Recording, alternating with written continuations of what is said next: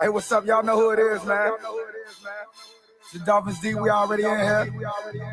Ready to turn up this year. We gon' get it. Welcome to Hard Rock Stadium. We gon' defend. We gon' defend. Homie, this side. We gon' defend. Let me hear you say, his squad. We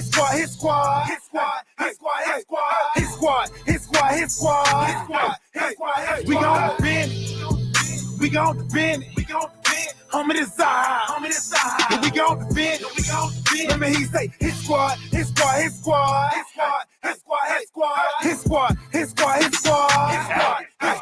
got the whole squad with me now. Train to go. Come play games if you want to. Try to crash our house, you done took the wrong route. We gon' crash you like a stunt dude.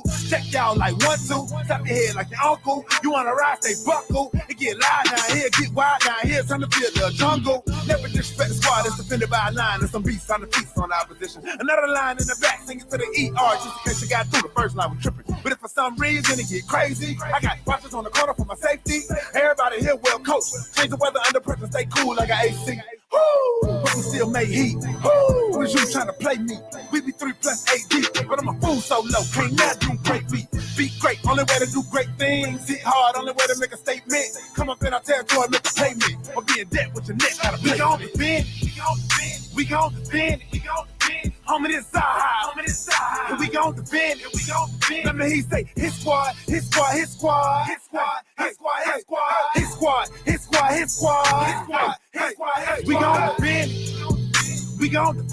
gon' defend. Homie, this side. We gon' defend. Let me hear you say, his squad.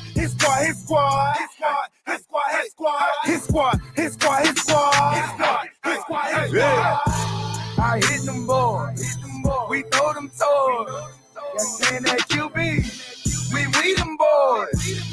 We the realest. We go gorillas. We out here, homie. You gon' feel us. Don't make me come down. In that box. Like I'm red. I'll knock your socks. We don't play y'all boys. Cause we some bullies. We'll take your cookies. Cause y'all some rookies. I'm in the building. Me and Shot Jones. We do lane. We don't play zone. We play that man. So guard your hands. I see your eyes. You're scared, we man. We gon' defend. Homie, this side. We gon' defend. Let me hear you say, his squad. We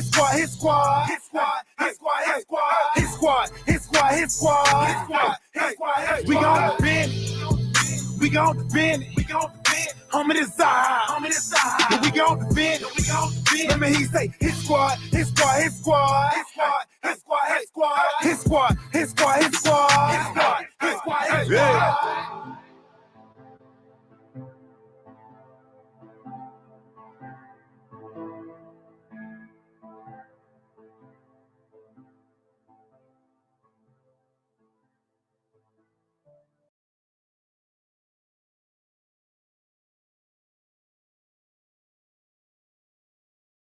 Emmanuel Ogba, part of the Buffet Boys. Shout out Solo D. Shout out to DWA. Let's eat. Yo, Solo. You know they been saying you gotta make a hit squad part 2. But you know, man, we hungry this time, man. We gotta eat this time. Back in the beast mode. AMC was trying to rap up the East Coast. Take shots, fall back, then reload. Get the powder time to slap up these foes. Anytime we hit the field, then we must play. And these boys my heart, man, I must say. Trying to stay on one route like the busway. Trying to eat teams up like a buffet. Eat the offense like a buffet. Eat the quarterback like a buffet. Eat the running back like a buffet. Eat the wide receiver like a buffet. Eat the O-line like a buffet. Eat the coach up like a buffet. Eat the fan base like a buffet. Stay on one route like the busway. I say and not quote. Go hard or go home is the motto. A pick or a sack is the lotto. Let's cook them like Emerald Lagasso. My bad, Lagasse. He going south, that is not me. Hungry for greatness, so I eat. Stay in my zone like a Bobby. Jumping off the edge like E and Shaq. Straight pressure, never easing back. Protection on the way you gon' get wins. Split through the middle like Wilkins. Got some backers on the back that's gon' back me up. Straight action, we be acting up. Tell Coach Drop his best plan, but it still gets snatched by X-Man. Cause we back in the beast mode. AFC, we tryna rap up the East Coast. Take shots, fall back, then reload. Get the powder, time to slap up these foes. Anytime we hit the field, then we must play. Any boys going hard, man, I must say. Tryna stay on one route like the busway. Tryna eat teams up like a buffet. Eat the offense like a buffet. Eat the quarterback like a buffet. Eat the running back like a buffet. Eat the wide receiver like a buffet. Eat the whole line like a buffet. Eat the coach up like a buffet. Eat the fan base like a buffet. Eat that one round like a buffet. Eating like a buffet, it be a long day. We ain't gon' play. Yeah, them boys green, no subway. Pick the ball off X and BJ. I don't care about what he and she say. That's nonsense. Check a replay. I work overnight and it's early morning, but I'm turned up cause it's game day. They don't really want it with your boy. O-line really get destroyed. Ex-Patriot, Cal Van Noy. Put him on his butt, hurt hemorrhoids. What's a grown man to a boy? Jam him at the line, dare you to throw it. Disciplined coach Brian Flores. Never getting routed to the boys. Fans better pay attention, even social distance. I got a witness and you know we blitzing. But mind your business. Christian Wilkins on the line of scrimmage. Far from timid, pushing to the limit, rubbing engine. You know we gotta get it, Nick Needle. You know we gonna bring it back, get it. Take it to the business. Fans up till my life is finished. Say it with my chest cause I'm in it. A lie, know why, I admit it. New era, yeah, our division. A win streak, we just keep on winning. So I lose, tell them suck a limit. Bills with the Jets in New England. Miami talk dogs where you hear me. Back in the beast mode. AFC, we tryna rap up the East Coast. Take shots, fall back, then reload. Get the powder, time to slap up these foes. Anytime we hit the field, then we must play. Any boys going hard, man, I must say. Tryna stay on one route like the busway. Tryna eat teams up like a buffet. Eat the offense like a buffet. Eat the quarterback like a buffet. Eat the running back like a buffet. Eat the wide receiver like a buffet. Eat the whole line like a buffet. Eat the coach up like a buffet. Eat the fan base like a buffet. Stay on one route like the busway.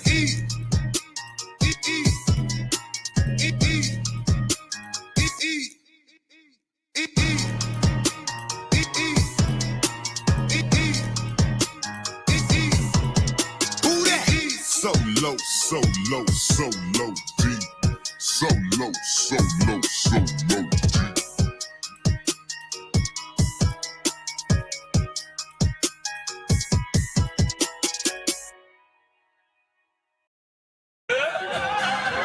You already know, man. We right here with the legend, man. Live and direct, man. Peta, and it's going down, man. Solo DWS. What's up, man? Shout out to Miami Sports Music.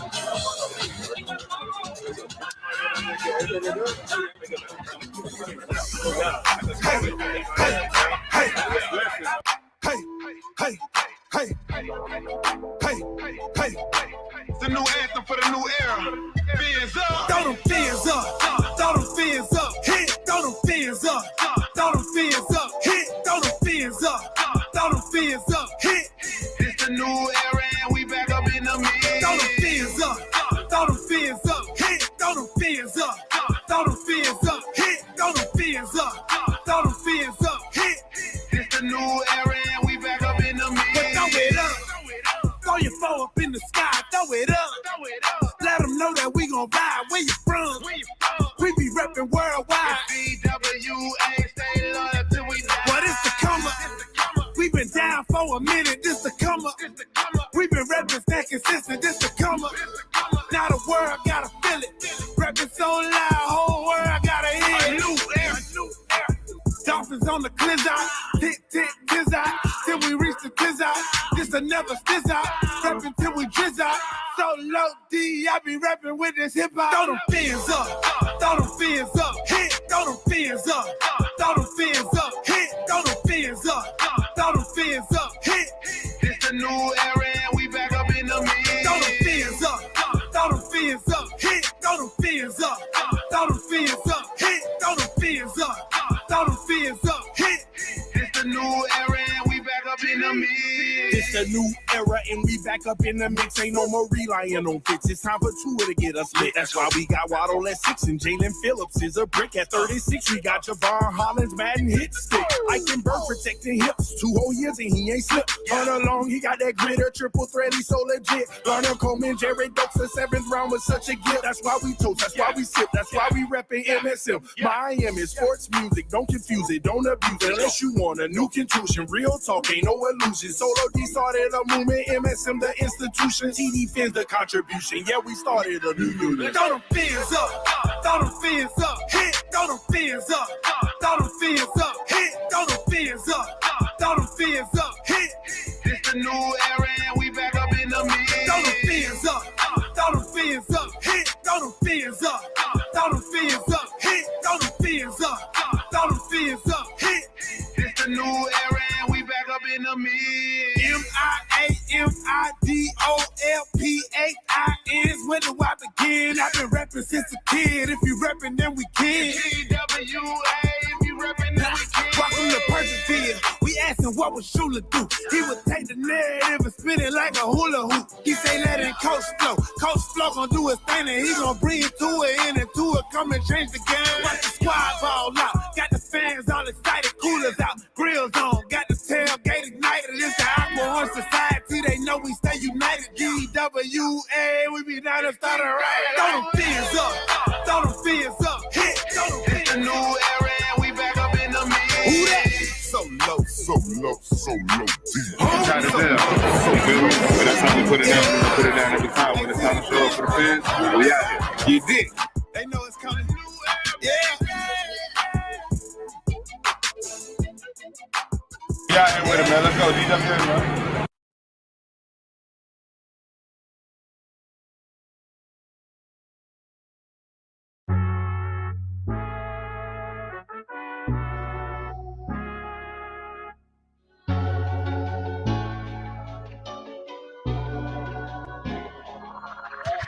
I know the whole city rising. A little early, it's a bit surprising. Business moves, now we enterprising. Switch it up, now we improvising. Go to get in the winter column. Whole squad been trained to go. Fins for life, we throw the foe.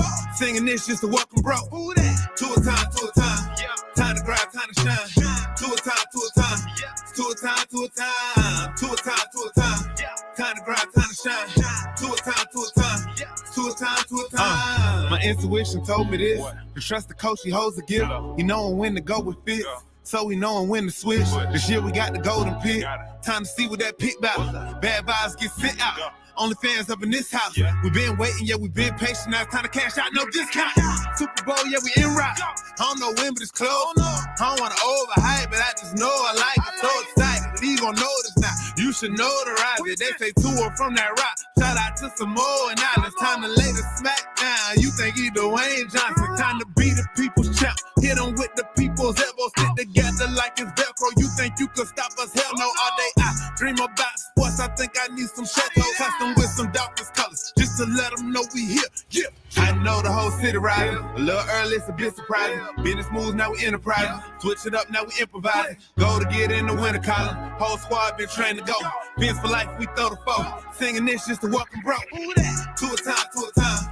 Time to grind, time to shine. To a time, to a time. To a time, to a time. To a time, to a time. Time to grind, time to shine. To a time, to a time. To a time, to a time. To a time, to a time. Really hope he the man. Hope we found us a gem. Like the Heat found Bam. Wanna take time to thank Fitz, cause he put on the show. But the young man up, in the whole city know. Time to catch all the blessings. Cash out on the investment. Ball out, don't choke. Fins want all the smoke. Chris Gregg gave hope. Coach flow like spoke. Dan Marino still a GOAT. But to a man on go. Watch to a man throw. Watch to a man scope. Watch to a man dish shoot that we never ever seen before. Fins up, let's win. Born ready for a ring. Maybe 3, 4, 5, 6. It's damn week, use 10. I know the whole city riding. A little early, it's a bit surprising. Business moves, now we enterprising. Switch it up, now we improvising. Go to get in the winter column. Whole squad been trained to go. Fins for life, we throw the foe. Singing this just to welcome bro. To a time, to a time. Time to grind, time to shine. To a time, to a time. To a time, to a time. To a time, to a time. Time to grind, time to shine. To a time, to a time. To a time, to a time. So low, So low, so low, deep. so low. So low, so low, deep.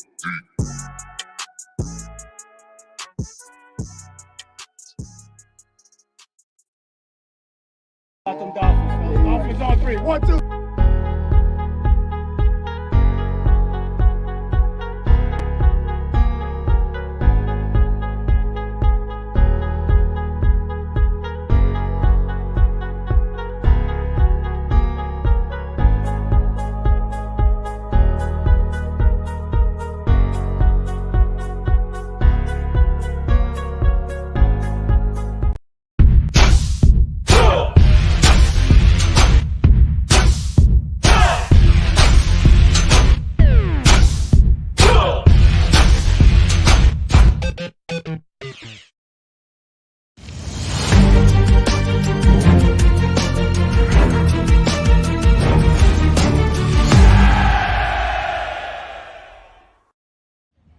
guys. I'm Danny Johnson, CEO at TPP, the Positive Porpoise. I'm Jason Miller from Fins Up SoCal Fan Club. I'm Scott Howell from Atlanta Dolphin Club. Mark Angelo, NorCal Dolphin Club. And you're listening to Clock Blockers, Miami fans' #1 morning show. Run it, run it, run it, run it, run it, run it, run it, run it, run it, run it, run it, run it, run it. What is up? What is up? What is up, ladies and gentlemen? It is your boy Stephen D live. We are live on Spread Kindness Friday, right here on Miami Sports Music's #1 Miami fan morning show, Clock Blockers, baby. Super excited to be hanging out with y'all today. Hope y'all are having a good Friday morning, and I hope y'all are just chilling, ready for tomorrow, because tomorrow it is on, baby. It is on like Donkey Kong.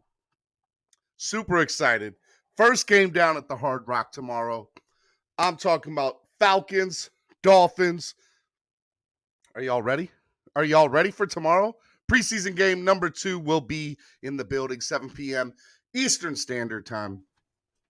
It is not on national television, so you'll have to stream it if you have NFL Game Pass, or if you're local, should be on CBS 4, I believe. But yeah, so super excited about that. It'll be a good time. I want to give a big shout out to everybody in the chat box so far this morning, because y'all are what make this channel this channel. #1, want to give a big shout out to Chef Shu.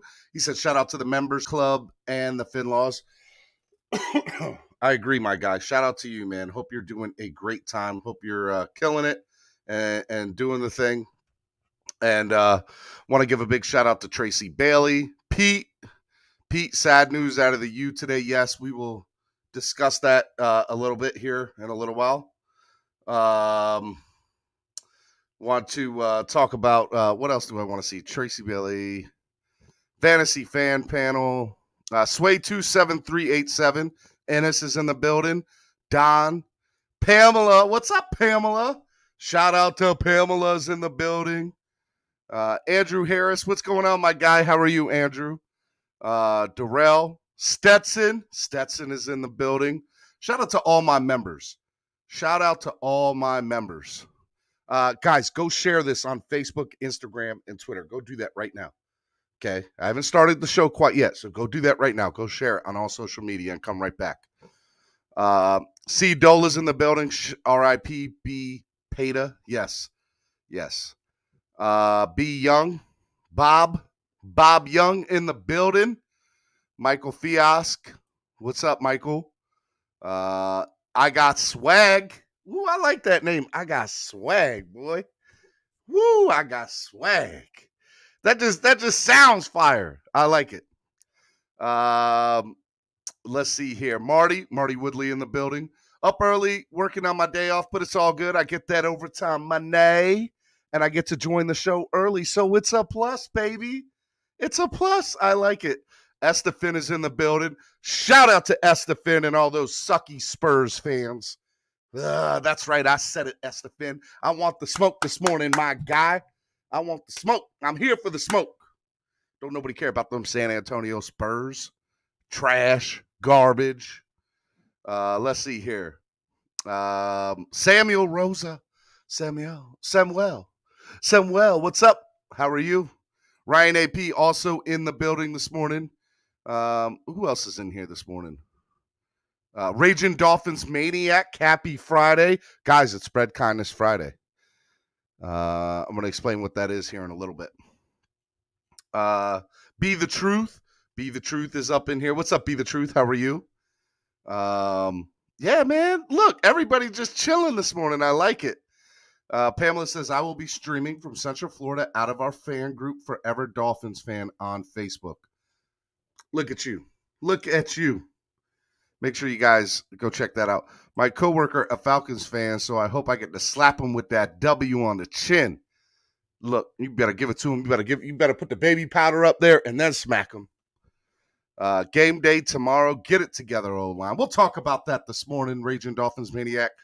I want to remind everybody, if you haven't done so already, hit that like button. Hit it, smack it, tap it, whatever you got to do to it. Make sure you hit that like button right now and go subscribe to the channel. You haven't subscribed already? What are you doing? Subscribe to the channel. I got Solo D texting me in the back room here, and I'm just texting Solo D back. Yeah.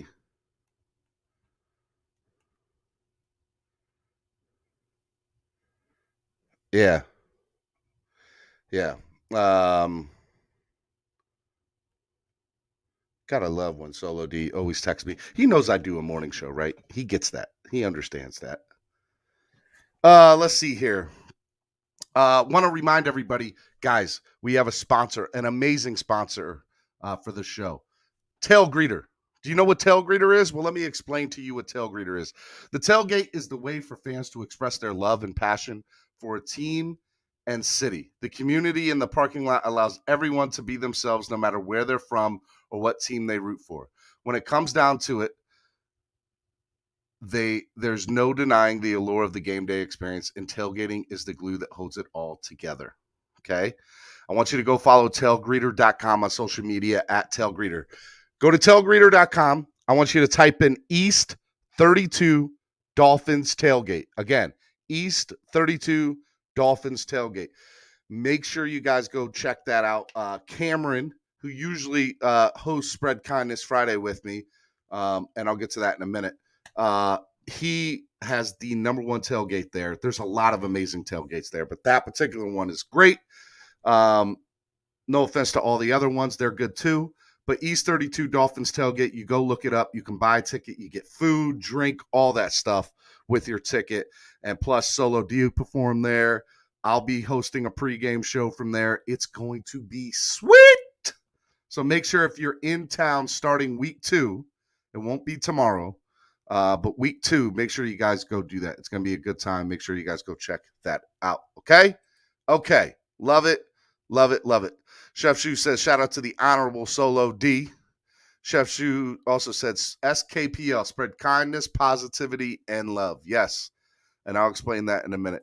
Caveman Overstead, if you're going to be on TV, you need to be in a barber's chair once a week. Brother to brother, it makes a difference. Look good, feel good.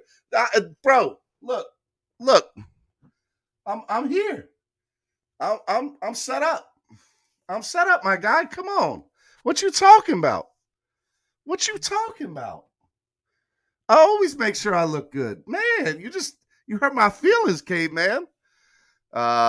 Chef Shu says, I just checked out the Tail Greeter page. Awesome page. Yes, I agree. Totally awesome page. Make sure you guys go check them out. Okay. Also, want to remind you guys, if you want to donate to the show or the channel to help the channel grow, it really helps if you are able to provide any monetary donation. There's 3 different ways to do it. Way number 1, you go to YouTube Live Super Chat. If you go to your little chat box down at the right where you type in something at, there's a money box. You click that money box. You guys can do a super chat or a super sticker, whatever one you want to do, and you're able to give that, and that helps donate to the channel. If you don't want to do it through YouTube, okay, you guys can do it through PayPal, MSM Podcast Network, or you guys can also do it through Cash App, the $ MSM Podcast Network. It goes to helping the channel grow. If you're able to give monetarily, we really appreciate it. It's a big deal, okay? Also want to remind you guys, too, hitting that like button does make a difference, and that's free. You don't have to pay anything for that, okay? Want to remind you guys, follow me on social media, Instagram, Facebook, Twitter, at Stephen D. SKPL. Now, what is SKPL? Spread kindness, positivity, and love. I usually set this up till the end of the day, but I feel like I need to do it in the beginning of the day, especially with the news that came out from the University of Miami yesterday. And here's what I'll say.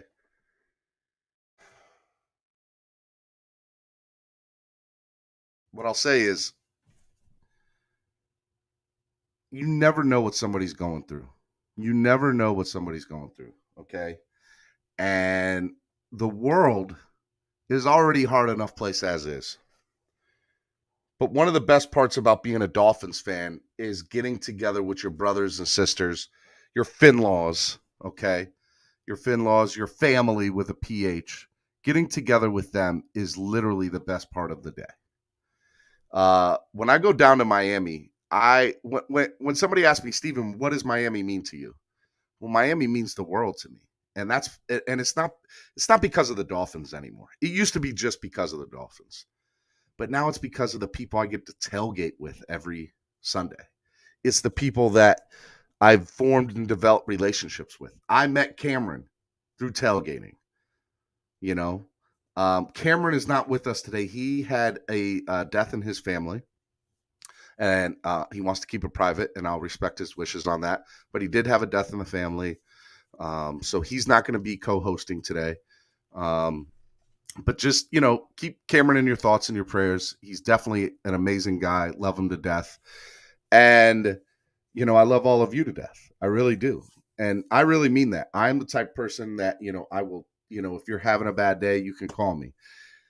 I am that friend. I might not always pick up, but I will try to give you a call back. But I feel like, if there's somebody that's in your phone, I tell people, go to your phone, go through your contacts. And what you want to see is if there's somebody there you haven't talked to in a long time, right? And text them. Text them. And what you do is you want to tell them, hey, what's up? How are you doing? I haven't heard from you in a while. I was thinking about you. You never know what somebody's feeling that way, okay? You you making somebody feel that somebody else is thinking about them goes a long way. There's times that I feel the loneliest person in the world, and I just want to know that somebody's thinking about me. And you get too lonely, you can make some bad decisions. We've had some friends and loved ones that are in the Dolphins family that took their own lives, and I don't want to see that happen to anybody else. So Spread Kindness Friday to me is just about being kind to one another and just understanding that we all need somebody. We all need somebody to lean on. We all need somebody there. And that's what Spread Kindness Friday means to me. And, my hope is that over the years, as Clock Blockers gets bigger, as Miami Sports Music Podcast Network gets bigger, that we will grow Spread Kindness Friday into this huge thing. And I really want to see it. So I want it to be a big deal. I want it to be a big deal to you guys. So, I try to say, hey, look, today is all about being kind to each other. And that's the best part about Spread Kindness Fridays. Just be kind to one another. So I love you guys. Let's get started with the show. And let's go ahead and do that. And let's get started with the show. All right. Let's go.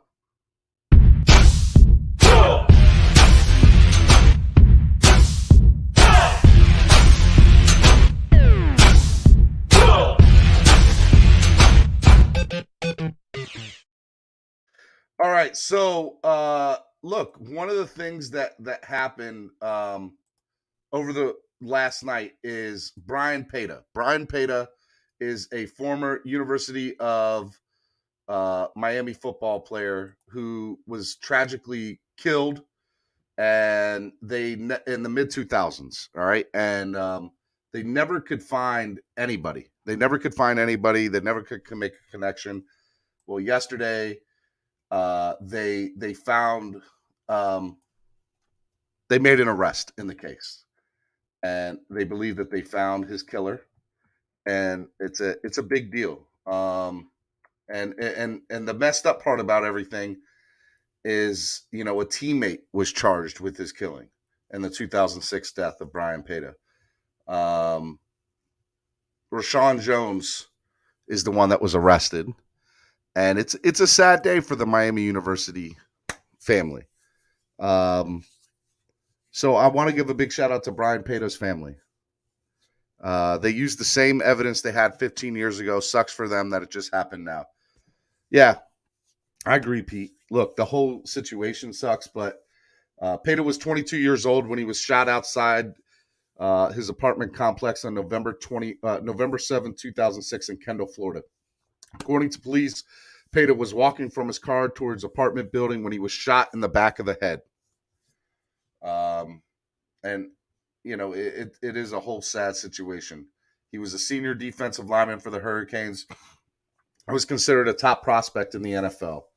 The case was ruled a homicide and remained unsolved for the past 15 years, and no charges were filed at all until Thursday.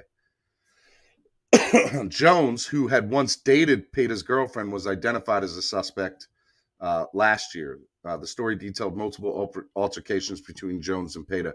If this is over a girl, like, come on, man. Like, that's crazy. It's not worth it. It's not. And honestly,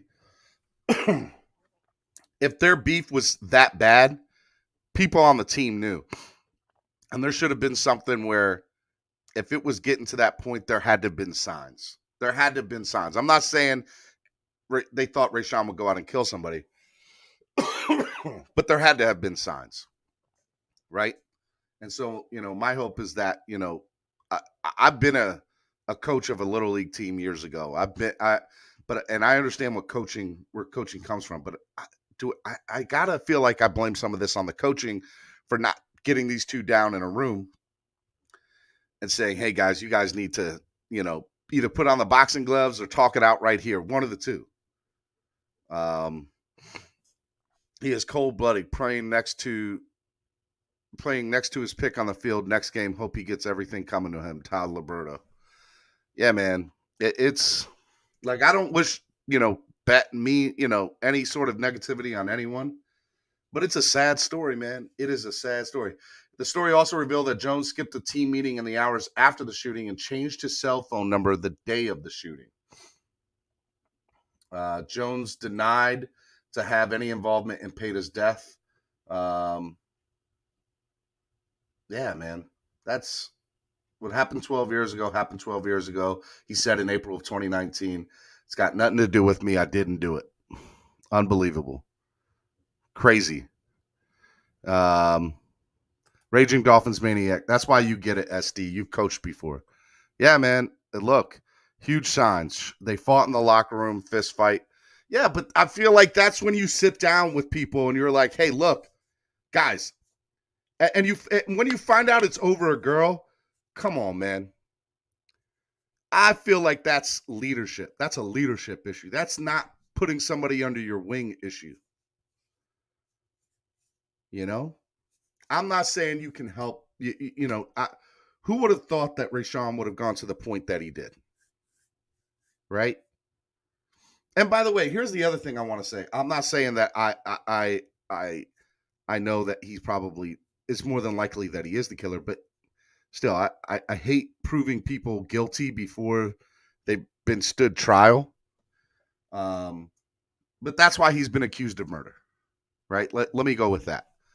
And so it's just a sad story, man. Baby Shaq, if he shot and killed him, no amount of talking or boxing was going to stop him from doing what he did. Yeah, man. It's crazy how this all happened over a female. It's not worth taking a like over something petty. Just walk away. Everyone lives matter, especially to me. I mean, let me go back to Baby Shaq's comment. No amount of talking or boxing was going to, but how do we know? Like, I've heard stories about those early 2000 teams. I've heard stories about the 90s teams. So I kind of have a feeling I know what the atmosphere was like in the locker rooms back then. And I can tell you right now, if I was a betting man, which I am not, but if I was a betting man, I would bet that there was no real counseling going on. Like, give these guys therapy. Give these guys, their teammates. You don't do marriage counseling sessions, but you probably do group therapy sessions, mediation, whatever. That stuff works. I don't care what anybody says. That stuff works. I guarantee you, not every step was taken to make sure that these two guys, the outcome turned out the way that it did. C. Dola said they was all G's and Randy Shannon kicked them all out. Chef Shu said, sad thing is the woman they fought for isn't with him today and doesn't even care about him going to prison and probably moved on and married. Now 2 souls gone. It's crazy, man. Baby Shaq 569 said he straight assassinated a dude. He needed a one-on-one therapy session with a professional. He needed professional help. There's no doubt about that. Seriously. I am a big component for therapy. I think therapy. I use therapy. I think it's good. I think it's good. I have no problem telling people I've gone to a therapist, and I think it makes all the difference in the world with my depression and my anxiety. And I can only imagine what Rayshawn and Peta were probably both going through at the time. And mental health was not a big deal back then in any way, shape, or form. So my hope is that the world kind of changes. I'd like to see the sports landscape in college sports. They are shifting to a lot of things, but I hope they make mental health one of the priorities that they improve upon. Understand that these kids have, a lot of pressure. Some of them come from really messed up backgrounds, I agree with you, Stephen D. Someone in the locker room should have said something to avoid. I'm not saying that they didn't say anything, but I don't think that they exhausted all the resources that they had available to them. Can't blame her. Pride and jealousy ruled. Ennis, character in the locker room matter, people. Just look at the talent, especially in college. The Raging Dolphins maniac. When you're young, things seem worse than they really are. I mean, yeah. But at the same time, it was this bad. It led Rayshawn to go and kill his teammate cold-blooded in the head in a parking lot.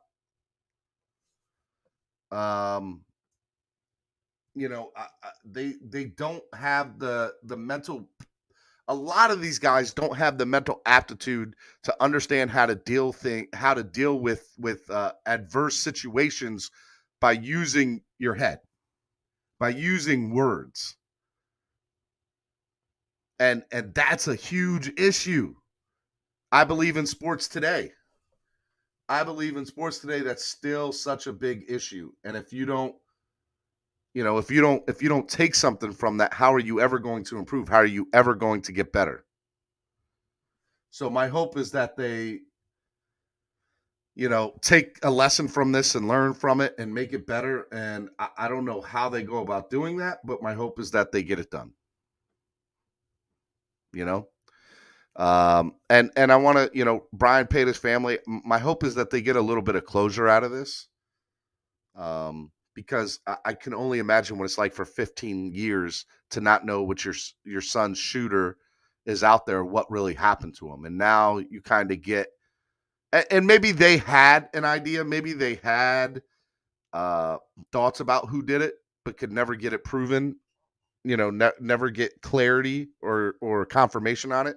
And so now they get to have that. So, look, shout out, I want my thoughts and prayers and go out to Peta's family, and my thoughts and prayers go out to Rayshawn's family too. That's another life gone. He's going to spend the rest of his life in jail over a girl, over nothing, not a damn thing. And I'll put into the swear jar. Not a thing. And that's sad that had to happen. So, that's an absolute fact, period. At that age, brains are not fully developed. It is a fact. And if they were never shown the way to deal with adversity and anger, pride takes over. That's what's going, they're going to go through it all over again. And that will be extremely sad, Samuel. Yeah, 100%. 100%. Yep. All right. All right, guys. I want to talk about a couple more things before we get into the Dolphins. So, HBO, by the way, I watched episode 2 last night of Hard Knocks. Thought that it was, I have to admit, it is a little bit boring from last year, but there are some things about it that I really, really enjoyed about it. One of the things I've always enjoyed about Hard Knocks is seeing rookies that are like unsigned free agents. And there was this one rookie that's from the Ivory Coast, whose mom was in the Civil War in the Ivory Coast and had never seen him play a professional game. And that's a defensive end for the Dallas Cowboys. Really cool story, really cool guy. Like that a lot. There's also a coach, I believe, that is on, I think, the defensive end coach or the defensive line coach that's from London. Well, he's from England. He's from across the pond. And he's a really cool guy, and the players were making fun of him and his accent, or mocking him, and that was a good one. And then the third thing that I really enjoyed about Hard Knocks is obviously, just hearing Liev Schreiber's the host voice, and it's another day down at. That is one of my dream jobs, by the way. That if Liev, I want that job after Liev. I would love to be the voice of Hard Knocks. And today in the locker room, there was a discussion on who should get cut. Yes, love Hard Knocks. I don't care how boring it might come to be. I'll always watch it. Story number 2 that I thought was really interesting that I enjoyed is, I don't know if you guys have been watching NBA Summer League action. And I know it kind of wrapped up. And I should have talked about this maybe while it was going on. But LiAngelo Ball, Jello, making a big, being the MVP of the Summer League. Jello running game for the Charlotte Hornets. He might be in the league and have all 3 Ball brothers in the league. I'm just saying. Melo, Jello, and Lonzo. And then Melo and Jello playing on the same team. So that'll be interesting. That'll be very interesting. And then the last thing is, just hearing the song. I don't know if y'all have heard, but Solo D has a new song coming out for the U, and it's called Beat Bama. And that little 50-second clip or 30-second clip that's on social media that's running around, it is fire. I don't know if you guys have heard it yet or not, but it is exciting. And I'm super excited about it. So I'm going to try to play you a little bit of it today. If not, be on the lookout for it on Monday. I'm trying to get Solo to send me over a copy so that I can play it. But Beat Bama is going to be a really, really good song. So be on the lookout for that. All right. All right. Let's talk about some Dolphins football, baby. Are y'all ready? Are y'all ready for the game tomorrow? Tomorrow is a big game. We're facing the Atlanta Falcons. I want to talk a little bit about yesterday. After we got off the air, couple of big injuries happened on the field yesterday. Nick Needham was carted off yesterday, and I can't think of the other player that was carted off. But there was 2 big injuries yesterday, and I don't know what's going to happen, but I'm really, the one thing I want out of training camp is healthy. Just stay healthy. And so when seeing Nick Needham, who by the way was having an amazing training camp, get carted off, and I've been on the lookout for any sort of news about Needham. Nothing. No news has come out about him. The Dolphins have been quiet on their front. So it's not been a good thing. Pete, hey, I appreciate Pete retweeting the show. What a guy. What a pal. Yeah, man. So I don't know. Emmanuel Ogbah had a big day yesterday. Lynn Bowden was the other player. So Lynn Bowden and Nick Needham go down. They both get carted off. There is no update about either one of them at the moment. So it'll be interesting from there. All right, guys, I want to open up the stream for you guys today. I want you guys to be able to talk about what you guys think you want to see tomorrow, what you guys thought about the last 2 days. If you guys have any, thing to say about Brian Peta or mental health or whatever you want to talk about, the floor is yours. I want to be able to have you guys come on and discuss whatever you guys, the floor is yours. It's an open forum for you guys today. And I want you guys to enjoy everything. This is Dolphin Chat. Stop snoozing with Stephen D. Clock Blockers, Miami Sports Music, and MiamiSportsMusic.com. Make sure you guys go check out .com. Awesome. All right. I'm going to go through the chat here. And while I'm waiting, I will bring on Estefan and Tony. What's up, gentlemen? Hey, good morning. Good morning, everybody in the chat. Good morning, Tony. Good morning, Steve. What's going on, man? What's going on? My ears were ringing. I stepped out for a little bit when my ears were ringing. You got 30 seconds. Go ahead and say whatever you want to say. That's it. Okay. Tony, what's up, man? Honestly, it's sad news to find out that one of his own teammates murdered him. Yeah. Brian Peta. That's so sad, to be honest. Yeah, Do you think it was mental health issues? What, in your honest opinion? Say that again. What's your question? With the whole situation with do you think it was mental health problem? Do you think CTE had an effect on this guy? I don't know if it was CTE per se, but I definitely think mental health had a huge. Here's the thing. I think players in general. Let's go back to the early 2000s. The early 2000s, mental health wasn't as big. Like that. That was something that was not on the forefront of any sports. What I would also say, Tony, is that when you're looking at football or the game of football back then, it was, hey, toughen up, man up. You guys need to, be men about this. And that maybe even that philosophy encouraged Peta and Joshua, right? To go at it. Rayshawn to go at it.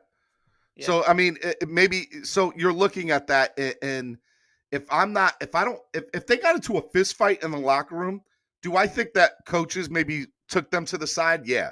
But I think they maybe took them to the side once and, hey, you can't do that. If you got a problem with them, you leave it out on the field. Do I think that they went more deeper into the situation? I have no way of knowing that, but my thoughts of understanding what I know about the University of Miami football team back in the early 2000s and before that, Estefan, I'm putting you on mute just because of your background. Is that I feel that they did not have any sort of hey man, we need to get a therapist in here. We need counseling sessions. We need to be able to make sure that, because if he went out and killed somebody cold-blooded the way he did, there were signs of major anger issues. That much I think. Yeah. And do you think I can't remember who said this. There was a lot of hazing in the locker rooms back then too. And do you think that could affect a young kid like that, a young player? Like 100%, Tony. I think that if you go into the atmosphere of what a locker room is, it's I would probably say a high school and college football locker room is probably the most one of the biggest places where it's just about fun and I don't mean fun always in a good way. It has that culture of identity of dog eat dog, right? So these two guys played on the same team.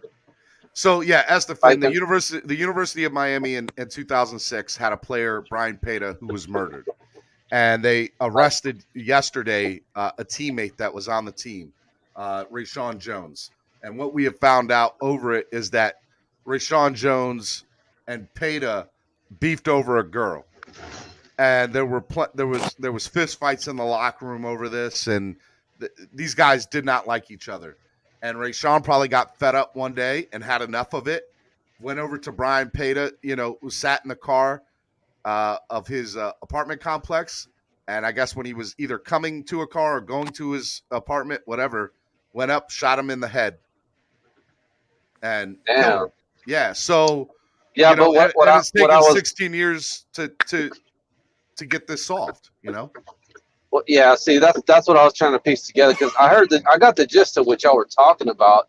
I just didn't know if they were like, both associated to the school, just different, didn't like play on the same team, or you know what I mean. The fact that they're associated with the same era, played on the same team, that's kind of crazy, man. You know what I mean? It sucks. Yeah. It's unfortunate. And Steve, the reason why I brought up CTE, because that's what they said happened with Sayal after his suicide. So here's the thing: Sayal had 20 years of head hits and concussions and injuries and hits to the head.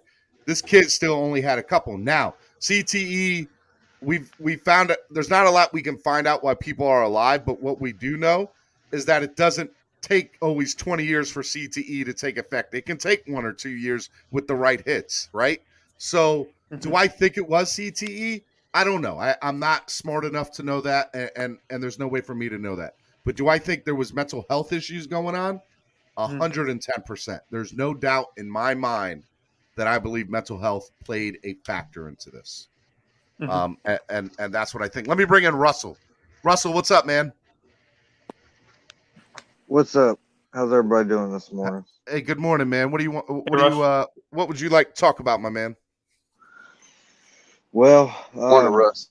I just want to put out my condolences to the families and everything. This is always rough to hear, but I don't want to stick on the sad stuff. I've dealt with enough sadness over the last couple months with my own stuff. So I would like to switch it to football if you don't mind. Hey, man, the floor is yours. What do you want to talk about? I'm all good. This is your show, the fan show. I want to talk about the prospect of Salvon Ahmed surpassing Gaskin as the starting running back if he can figure out his pass blocking.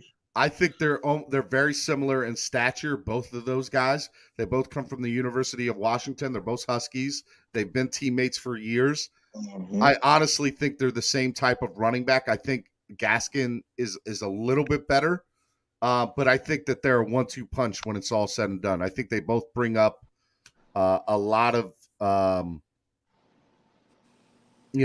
lot of positive. Look, here's the thing: Gaskin and Ahmed are going to be the two guys running the ball. Oh yeah, for sure. And going I'm crazy. definitely not taking that away from Gaskin. I just like the speed that Ahmed can bring because he ran a 4.3 240. No, look, Ahmed's got speed. There's no doubt about that, right? And He's God forbid, hitter. I like having that. And God forbid, Gaskins goes down. Ahmed's going to be the guy. But I want to remind everybody, this is a running back by committee team.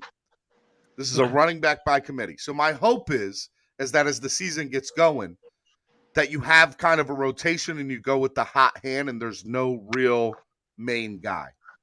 I don't think there's nothing wrong with him being the secondary back. And just he might not be the guy on first down, but put him in the second down, no big deal. It's almost like the 6-man mentality in basketball.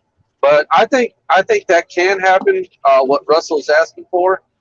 I just think that it's going to take a couple of games. The offensive line, for one, they're going to have to be able to run block, and get their stuff together, be more consistent in pass blocking. But they look like they're on their way for, as far as pass blocking. So, you know what I mean? At that point, I just have this, it seems like right now, when the season starts, Tua's going to have times when, the protection's going to break down and he's going to need to run. And that's what I'm hoping he'll do, is just learn to run, learn to slide, do it wisely, and bring one of these guys in that's going to have the speed to bust it. You know what I mean? I agree with that. I want to bring Ennis in for a second. Ennis, before I bring you in, I just want to comment on somebody's comment.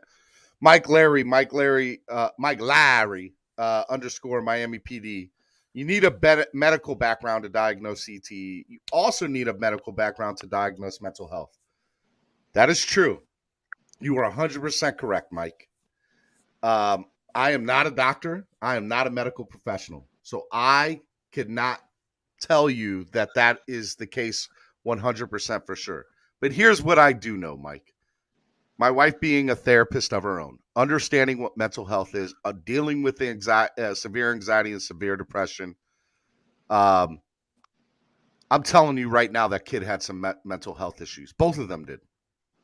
Guaranteed. There's no doubt in my mind. I am not a medical professional. I can't go back and say what these guys, but there's anger can lead to depression and anxiety. And imagine both of these kids growing up in the backgrounds that they did. I'm telling you, their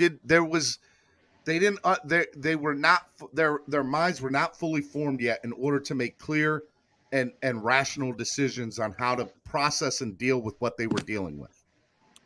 And the University of Miami, I love them to death. But in the early 2000s, I mean, and this goes for any college in the country, not just the U. This goes for any college. I'm telling you right now, if you had a football program, all you cared about what was on the field in the early 2000s and the 90s. It wasn't until the last 5 to 10 years that mental health started taking a big step forward, for players on the field. And that's I just wanted to comment on Mike Larry there because I appreciate you, Mike. Yeah, bro. Mental health is just now really being pushed out for everyone, not just, with players and stuff. Like, a lot of people have been going through stuff for a long time with no answers. And now we're finally starting to see and the people sad part take about it is we're action talking with about this. it and not just sweep it under the rug. Yeah. And in general, you're taught as a male athlete, you're taught to suck it up and not talk about it. Like, that's a problem too. That's another problem. You're supposed to portray a strong front as a male athlete, in the pros. And stuff. That's why you don't. Yeah, well, not even in the pros, just in general, and that's kind of the mentality, especially back then. You got to be strong, man up, buckle up, all that stuff, right? Like even injuries, feelings back then. Yeah, and think about it from a CTE process, right? Like if a player said, "Coach, I'm not feeling good. I feel dizzy." What did your coach tell you 15, 20 years ago? Boy, if you don't get in there, I hear you. Suck it up, man up. Get back out on that field. Yep. I hear what all you guys are saying, and I'm not trying to be a contrarian and disagree. But you got to look at it from the aspect that you got to get to put this in the right perspective or in the right context. You just need to know what kind of person this is and their background. We don't know. Like, everything is just speculation. You know what I mean? This guy, he could have just been a turd his whole life. Just one of those guys that was looking for a fight. One of those guys because there's people like that.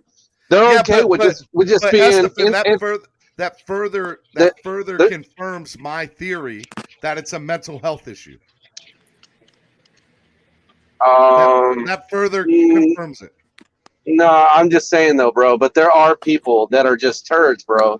Like, you have to acknowledge a turd for a turd. What I'm saying is, bro, there's people that have an institutionalized mentality. They're okay with committing crimes and being in jail because they don't give a damn. They're okay with being in jail, bro. Estefan, hold on. Let me interrupt. Yeah. We're talking about high school and college athletes, though. That's what is the conversation on the table. I'm not talking about, I'm talking about kids. I'm talking about kids that come from bad backgrounds that get put into, an environment like college and then interact some sort of obstacle or interaction that is of the negative. They never learn the skills or don't have the skills to process this. And here's Mr. Ballgame just hit the nail on the head. There are plenty of people that have done the same thing he did and never played it down in football. The inability to control and rationalize emotions is a bigger issue these guys face. And that's what I'm getting at. I'm not talking about... and I don't disagree with what Ballgame's saying, what you're saying. I'm just speaking about this individual particularly that committed this crime. I'm saying I don't know all the details on who this person is. Like, you know what I mean? This guy played ball with Miami back in the early 2000s, right? Is what you were saying? Yeah, dude, yeah. It's been almost 15 years, bro. We don't know if this guy's committed petty crimes, been in and out, part of the system. That's a revolving door for some people, and some people are okay with that revolving door. That's where I'm coming from. And I'm saying there are people like that, bro. Like, I don't have self-pity for people like that, because there are people, I'm telling you, because I've met people like that. They're okay with being turds and being a part of that system and that revolving door and being institutionalized. They're okay with it, bro. And those are the kind of people that don't need to be on the street, bro. You know what I mean? But I think they're two totally separate issues. Yeah, there's two. You're talking about. I'm talking about the other side Estefan, I'm putting you on mute for a second. You're talking about a totally different issue. We are in no way. I'm going to bring in Pete here in a second too. There in no way, shape, or form am I talking about that issue or that side. Again, to me, that has nothing to do with this. This has to do with football mentality, male, dominated culture, mental health, therapy. How do you deal with anger? How do you deal with adverse situations? All of these things. That's what I'm getting at. And I'm talking about from high school and college male athletes. Right. Let me respond real quick, though, and then Pete can come in. What I'm referring to is I'm isolating this to just what happened with this individual and what the gentleman put in the comments earlier about that you need to be a doctor to diagnose this stuff. That's I'm referring to him only, and the comment that the gentleman made earlier. That's what I'm addressing. I understand where you're coming from, and what I was saying was there's another side. There's the other side to this point too, as well. If you're going on just speculation, because nobody knows this person personally, you don't know what kind of person this guy is. That's all I'm saying. It sucked that somebody lost their life over it. You know what I mean? Yeah. That's where I'm coming from. But I hear where you're coming from, man. I'm just giving the other side of the coin. What's up, Pete? Yeah, good morning, everybody. What's going on, everybody? How y'all doing today? What's going on, Pete? Pretty good, Pete. Pete, do you have a thought on this on this topic?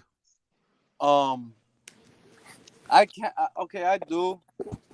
I really didn't want to get into that. I was actually coming up here. You guys know me. I was coming up here to switch it up, change it up, and talk about defense, these Dolphins or something. But I mean, my thing is everybody's different, right? And then you always you can't sit here, and I'm not disagreeing or doing anything to anybody, but you can't sit here and blame like CTE or mental health issues and stuff like that. I mean, you could, but in this situation, because every situation is different. If something crazy were to happen, like Junior Seau, like shout out to Anthony. He came, he committed suicide, I think, though that's like something crazy to do.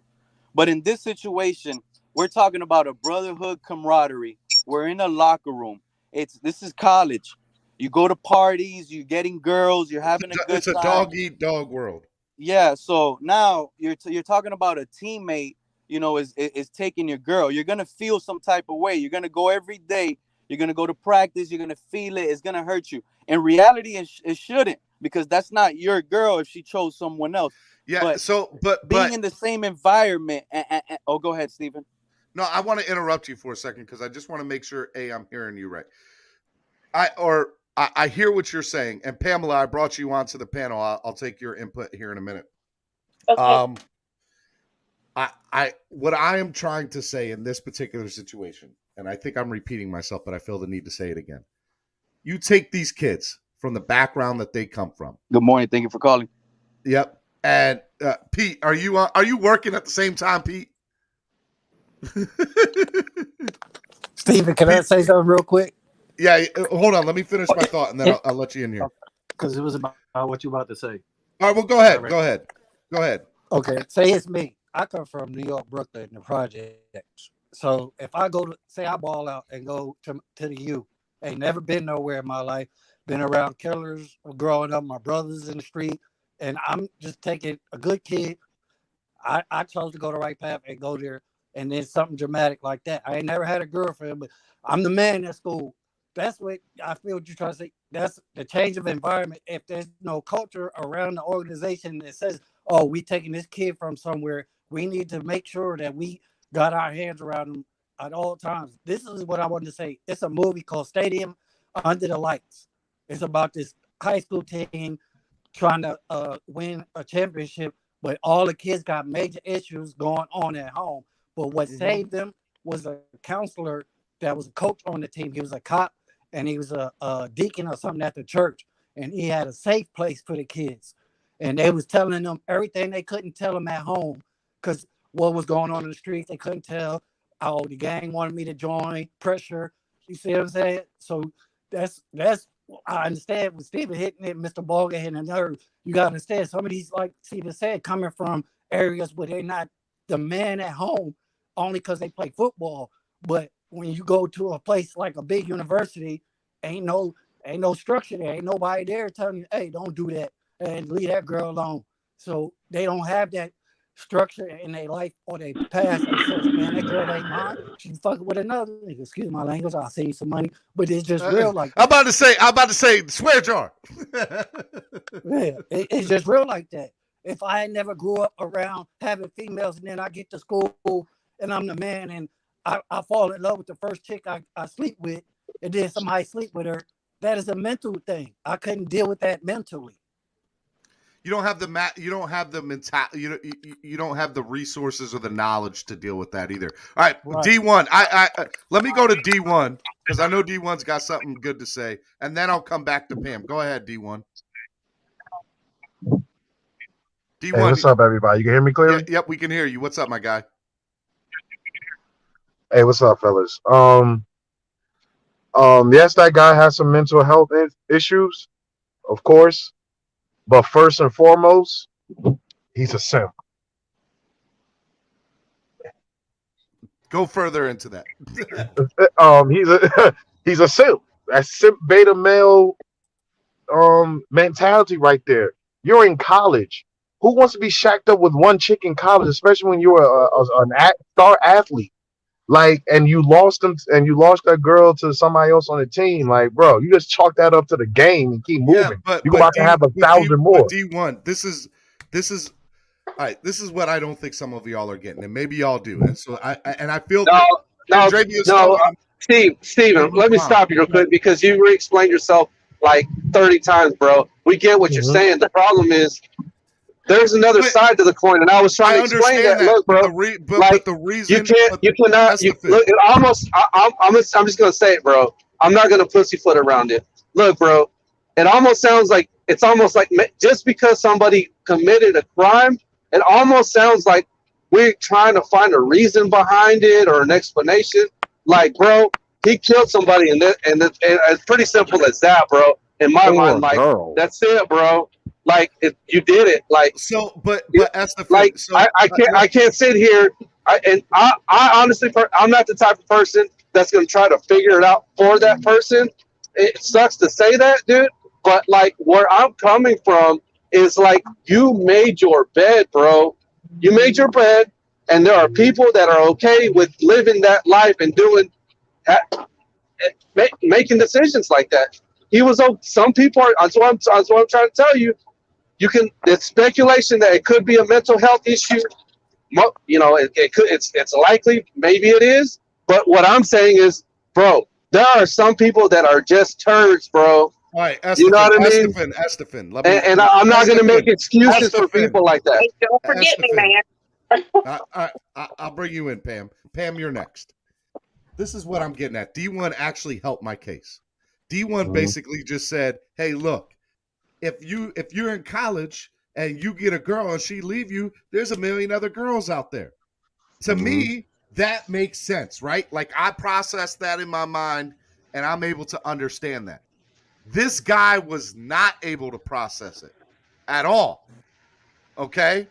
And so because he wasn't able to process that, that to me is telling me that he did not have the mental aptitude or have the tools and the mental resources to go through that and process that way. And that should be because he chose not to. He chose to be a turd, bro. He chose. Me and D1 are saying the exact same thing, bro. He said he's a simp. I'm saying he's a turd. It's the same thing, bro. It's the same. We're saying the same. In my line of work, I deal with. I know you said Pam was gonna go next, right? Yeah, go ahead, Pam. Hey guys, good morning. Good morning. Good morning, Pam. Hey, Pam. Hey. So I just wanted to say that I worked in schools and taught dance, and I've raised two sons. And I can tell you that looking at kids who come from an environment where putting your hands on somebody is okay is going to deal with things that way. And it goes from the 3-year-old who's going to bite somebody and the parents like, yeah, showed you. It's a mentality. Strength is not violence. Walking away from somebody who's running their mouth, is that easy? No. Do I want to run my mouth back? Yes. Do I do that a lot of times? Yes. But the fact is if you come from an environment where everything is handled by physical contact and being a man, my son beat that kid up, yeah, that is wrong. And my sons are big boys. If they get a hold of somebody, they're going to cause some destruction. But that is not how they were raised. But Pam, I'd rather him do that, put his hands on him than shooting him.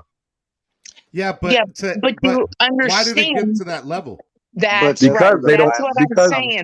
how old was this kid? He was like a teenager still, He's like 19 or something. 19. Yeah, he's like 19 at the Like time. no, a 19-year-old do not know how to handle those type of emotions and to be in a Exactly. relationship. D1, stop right So there. they're Stop not right gonna. there. Stop right there. Because Stop they right were there. raised. Because Hold they on, were Pam. raised. Hold on, Pam. Okay, sorry. Go ahead. D1, stop right there. That's all you need to say. He's not old enough. He doesn't know how to handle those emotions. That is a mental health issue. I'm not excusing what he did. I'm just Is that a telling mental you, health issue, Steven? yes, it is 100%. Because or he just wasn't taught He wasn't taught. let me ask you raised. something. He wasn't No, raised how you bring relationships up a are good or point. At first grade, you learn whatever, simple math, right? But Yeah. if I don't learn math at first grade, and I you know, all of a sudden I'm in 5th grade now, right? That is a learning disability, correct? Yes. You okay? Nobody's gonna sit here and argue that. So in this particular scenario, this kid didn't learn how to process anger, didn't learn how to go through his emotions at He didn't process jealousy, if anything. Yeah, jealousy. Didn't have an example. He Okay, did not have an example of somebody saying, "This is how you handle it." You have to have that example, and of course, and having, Pamela, I don't even want to get into that he didn't have the So example. let me ask y'all. Hold on, This guy's Estefan. currently 19 years old. Right now, he just killed somebody yesterday. He's 19. Yeah. No, this was 2006. Yeah. Okay. So the murder happened in 2006, and they just found out. Yes, Yeah. they just found the killer. Yes. They couldn't. They didn't have enough evidence. This entire time, wow. yes. Yeah. He's But been So he free. had 15 years. So he had 15 years being free. Yesterday, and he held a grudge for 15 years and just killed him recently. No. I'm talking about a 19-year-old. That's why I knew you weren't getting this, Estefan. That's why I'm like, you're not understanding something here. Because this is literally just a kid who did this. And by the way, the whole point that I'm trying to make here is that the schools need to do a better job of handling mental health issues in high school and college athletes. Early development. Context, bro. I didn't know what happened, who this person was. No, I'm just going by the information that you gave, bro. And to me, I thought I had it sounded like you were making excuses for a turd, bro. No. No. And no if you knew the full story, you know, if I was may 19. add to something real quick, because I don't want to take too long, because I know Pamela wasn't done. Yeah. But when you're 18 and 19 years old, and let's just say this girl, he really, really loved her. Okay. Mm-hmm. What the hell are you guys gonna do if you really love somebody? It doesn't matter if they love you back. Exactly. And it'll make you somebody you're not, especially when you love someone who doesn't love you back. That is one of the hardest things to accept in this world, and love can be dangerous in that way. Flip side. I've had rough breakups before. Like when I'm 13, I was 16, and I was with my high school sweetheart from 8th grade. No, I was 17 till junior year, and she chose to be with somebody else over me, and it broke me for a while. I was by myself for a long time. Because you were young and didn't know how to process that or handle and that. I invested a lot of myself and a lot of my time into her at a young age, when I should have been out hanging out with my friends and doing other things. I agree with what Russell's saying, and what Don't feel bad, Anthony. I'm glad that we're talking about this. I feel like this is a topic that needs to be talked about. I think Russell hit it on the head. D1's made good points. I think Pamela. I agree with everything that's being said. Now, for a while, I was like, I wasn't getting it because the context wasn't. I didn't have all the details. But what I'll say is, Russell's right, because like my son's young and he's got a girlfriend and he's loyal to whatever girl he's with, right? Yeah. So he's like on his second girlfriend. The first one moved. Now he's on the second one. And like, I'll teach him like, hey man, what do you think about that one when we're at the mall? What about that one? Window shopping, bro. You know how guys are. That's the thing. Hold on. I'm getting somewhere, bro. You're getting off topic. I encourage. No, it actually relates to what Russell's talking about. I don't want my son to get caught up with the situation this kid was in, where he's so attached to just that one person, because everybody has different directions in where they're going. So I think if this guy had a father or somebody to point him in that direction, like, hey, dude, it's like what D1 was saying, bro, there's plenty of fish in the sea. You know what I mean? You don't got to be strapped down. And also, it might actually help the situation. And also, that point in time when he decided to make the wrong decision. I'm muting that's the thing. Go ahead, Pamela. Okay, so along with Estes' thoughts and where I was going about examples, about people who show you that as a 19-year-old kid, are you really old enough to be dealing with love? I mean, I was married at 18 years old. I wasn't old enough. And so I feel like you have to raise your kids, especially sons in this particular instance, to feel good enough about who they are, help them to realize that violence isn't the way. And I heard you say the schools, Stephen, which I agree, except the schools are inundated with so much trouble. And sometimes kids have bad parents. Sometimes they have great parents who can't get through. But all of you guys, all of you men, when you see a kid like that, help them. Show them what it is to be a real man, which isn't fighting or shooting, or that's not how you handle problems. You use your brain. And if I may, Pamela, if you don't mind, I'd like to ask you a question from a woman's perspective. And I think some of these guys will agree with me, but I'm curious to know from your perspective, being a woman. Would you say that men and women have changed in the way that they are in a relationship, where we've kind of reversed roles, where we have become a little more sensitive? We've become the loyal ones. You know how girls always used to talk to each other, be there as friends, like, oh, he's cheating on me, blah, blah, blah. It's always the guys, being jerks.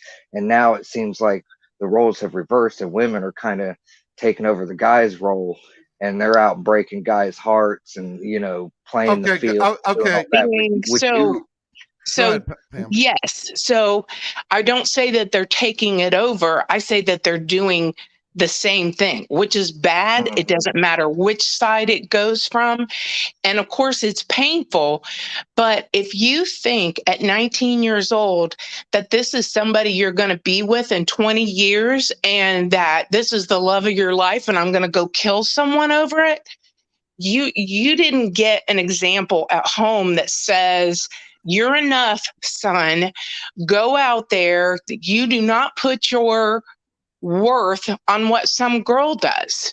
I mean, it's ridiculous. And I said, I've raised two sons and they're 35 and 38. So let me jump back in, because I feel like we got way off topic of what I was trying to say.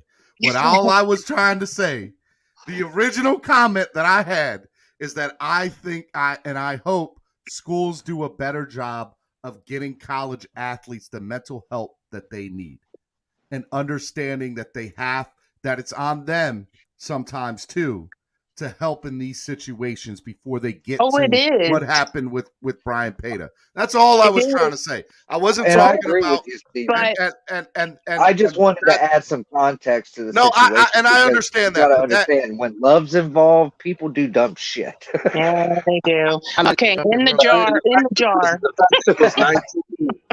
That's huge, man. That's a kid, man. You know what I mean? 19's very young. 21 So is still a kid. Honestly, people don't mature until they hit about 25 years old. I didn't. That's true. I was 24 when my daughter was born, and that was the moment I grew up. For those of y'all that do not have all the facts and the details of the case, ESPN did an extensive deep dive, and that's the reason why the case probably was solved, because they started bringing stuff back up where the police got reinterested in the case. So you just type in Brian Peta's name, and you click on that first link. ESPN has a story on it that they did recently, but they also have a deep dive that they did in the past that you can link back to, and it'll give you all the facts and details of the story. I think it was more than just the girlfriend.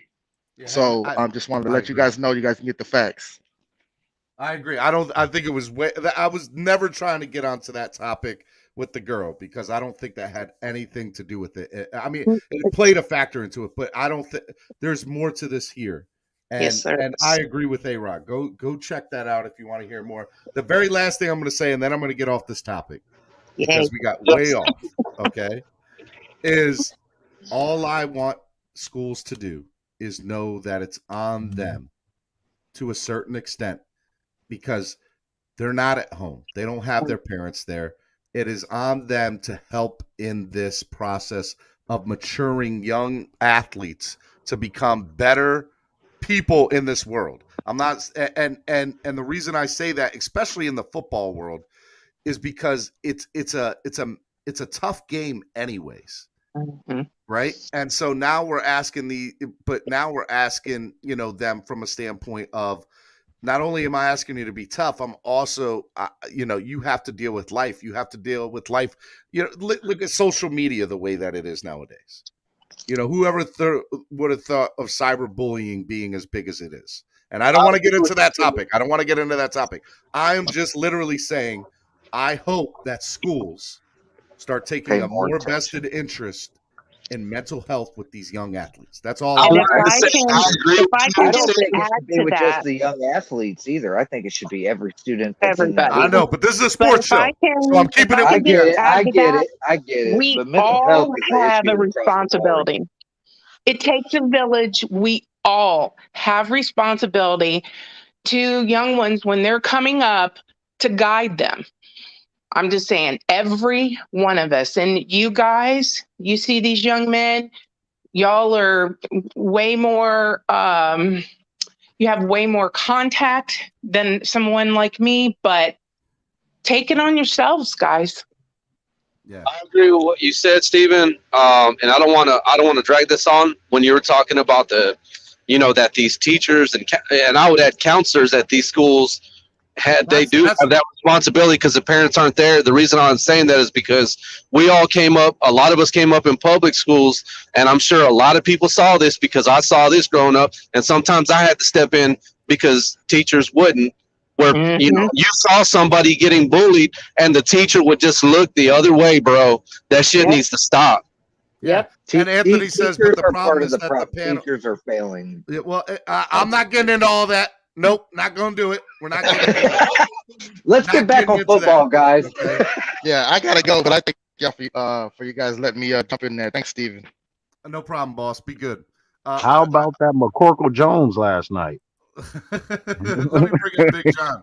Big John, what's up, Big John? You guys are clowns, bro. I'm listening to this whole thing just cracking up over here.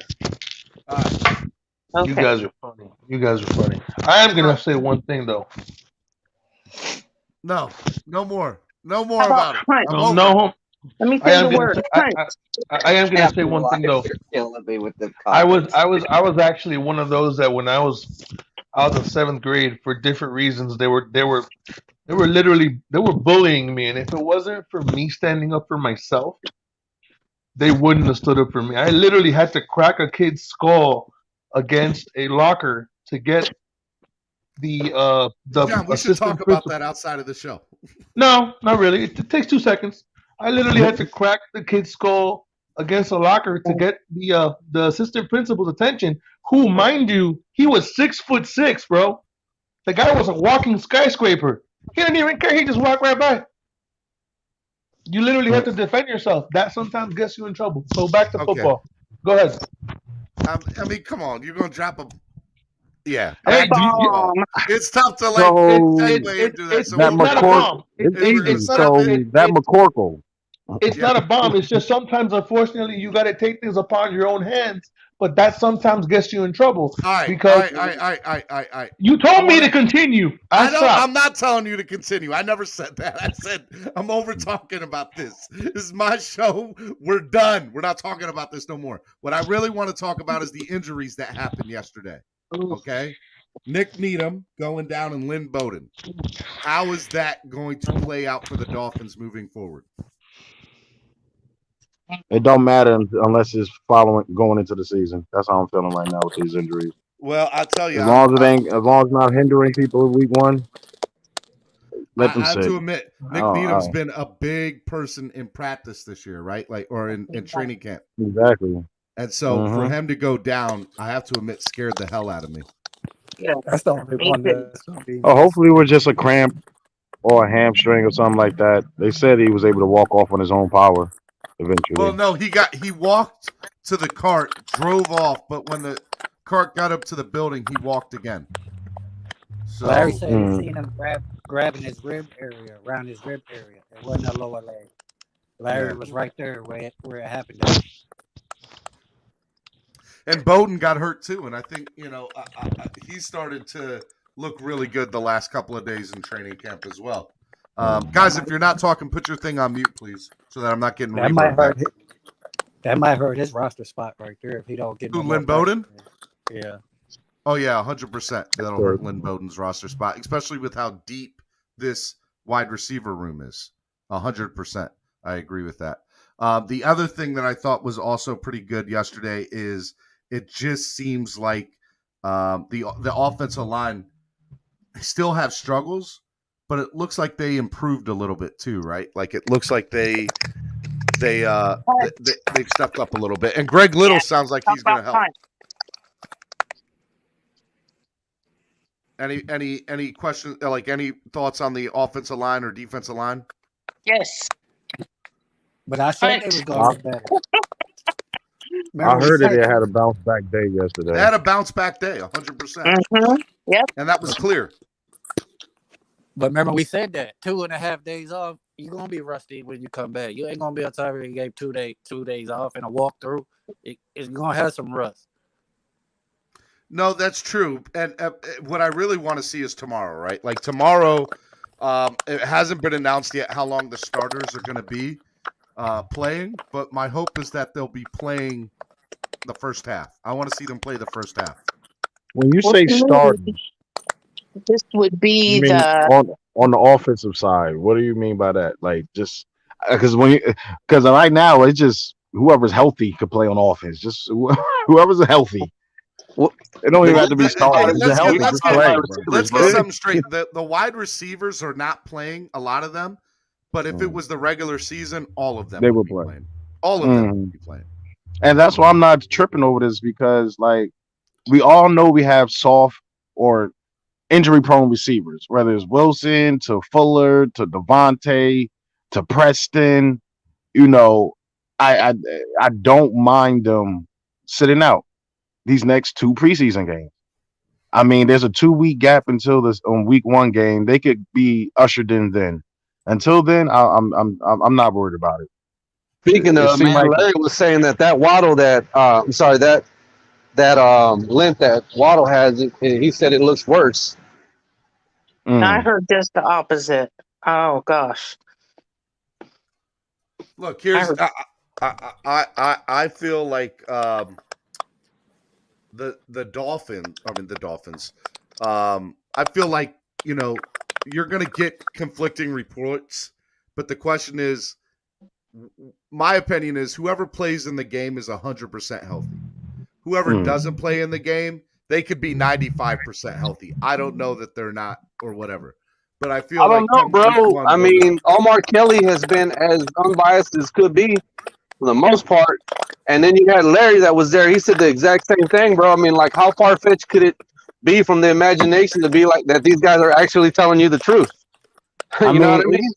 I mean, we don't. Is that his normal gait? Say what? D1? Is that his normal gait? Well, his normal walk is with the limp. Is there any Alabama fans that can confirm this? I've I been have not saying heard that. anything about Waddle being hurt. Because he I've been walks with a saying that limp, from. but when I see him out there running those routes, it's crisp as hell. Yeah. So I don't don't think he's know. hurt. He's running I routes, so don't as long as he's running routes, he's good. exactly. Like he's running routes, they're crisp, they're precise, they're quick. So I don't know this limping thing. I just think that's his normal gait when he walks. I don't know. He's not breaking dudes' ankles, and he has a limping walking problem. Come on, cut it up. What'd you what are say? talking about? He's not out there breaking DB's ankles in practice, and he has an issue walking. Like that's natural. Exactly. That's natural walk. Like they wouldn't Like he have him out killed there. AJ Terrell. We've all seen the highlights of Waddle in practice. Like he's breaking them down, he's breaking the DBs down, catching it, and then making another move after he catches it, and then he's off. Y'all need Like, y'all need to be keeping up with the swear jar in the chat. So y'all don't think he could be playing through an injury? That's not even a possibility. Is that what you're saying? I feel like if he was It hurt, could be. I feel like if he was hurt, he wouldn't be on the field. That's what I feel. I'm gonna bring Tony into the conversation. What's up, Tony? Well, apparently Tua was playing 60% last year, bro. I'm just saying. Yeah, but Tua That was different. At that. Those are games that count. That's different. Those are games that count. Yeah. Those games counted. This is preseason. Yeah. I feel like certain players will play at 60, 70, 80% during the regular season. But if you're not playing at 90% and above during preseason, there's no reason for you to be playing. Right. 100. Unless you're somebody that's on the dotted line, like you're on guys, the I have bubble. a question. Go ahead. What's your I have question? a question about the running back position. Yeah, go ahead. Okay.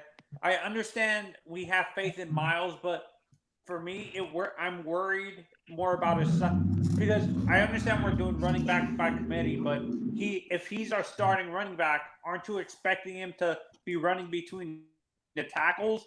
And being that he's only 201 pounds, that worries me a little bit. That that He's doesn't up to seem like it's 210. that big. I'd like to address that actually. He's eating his Wheaties. I'd like to address that because go ahead, Pamela. Ladies first. Thank you. So I think that Gaskins, he showed a lot of durability last year because he was pounding in the line. He was falling forward 2 yards, getting hit in the backfield. And that's behind a line that really wasn't getting that kind of push. So can he run between the tackles? Yeah, if we get some push, and I think we're going to have some push. And I look at Hunt, yesterday, pushing that defensive line, I think our running back by committee is going to be just fine. I agree. I agree to some extent, but the issue is Gaskin did miss a few games last year, but he's added 20 pounds this offseason. He is up to 2. Let me also add this. Okay, so last year, the top 3 yard running backs, right? The top 3 running backs as far as yards per carry were J.K. Dobbins, Nick Chubb, and Aaron Jones. The top 2 actually were Lamar Jackson and Kyler Murray, right? And those guys had 6 yards a carry, 5.6 yards a carry, and 5.5 yards a carry.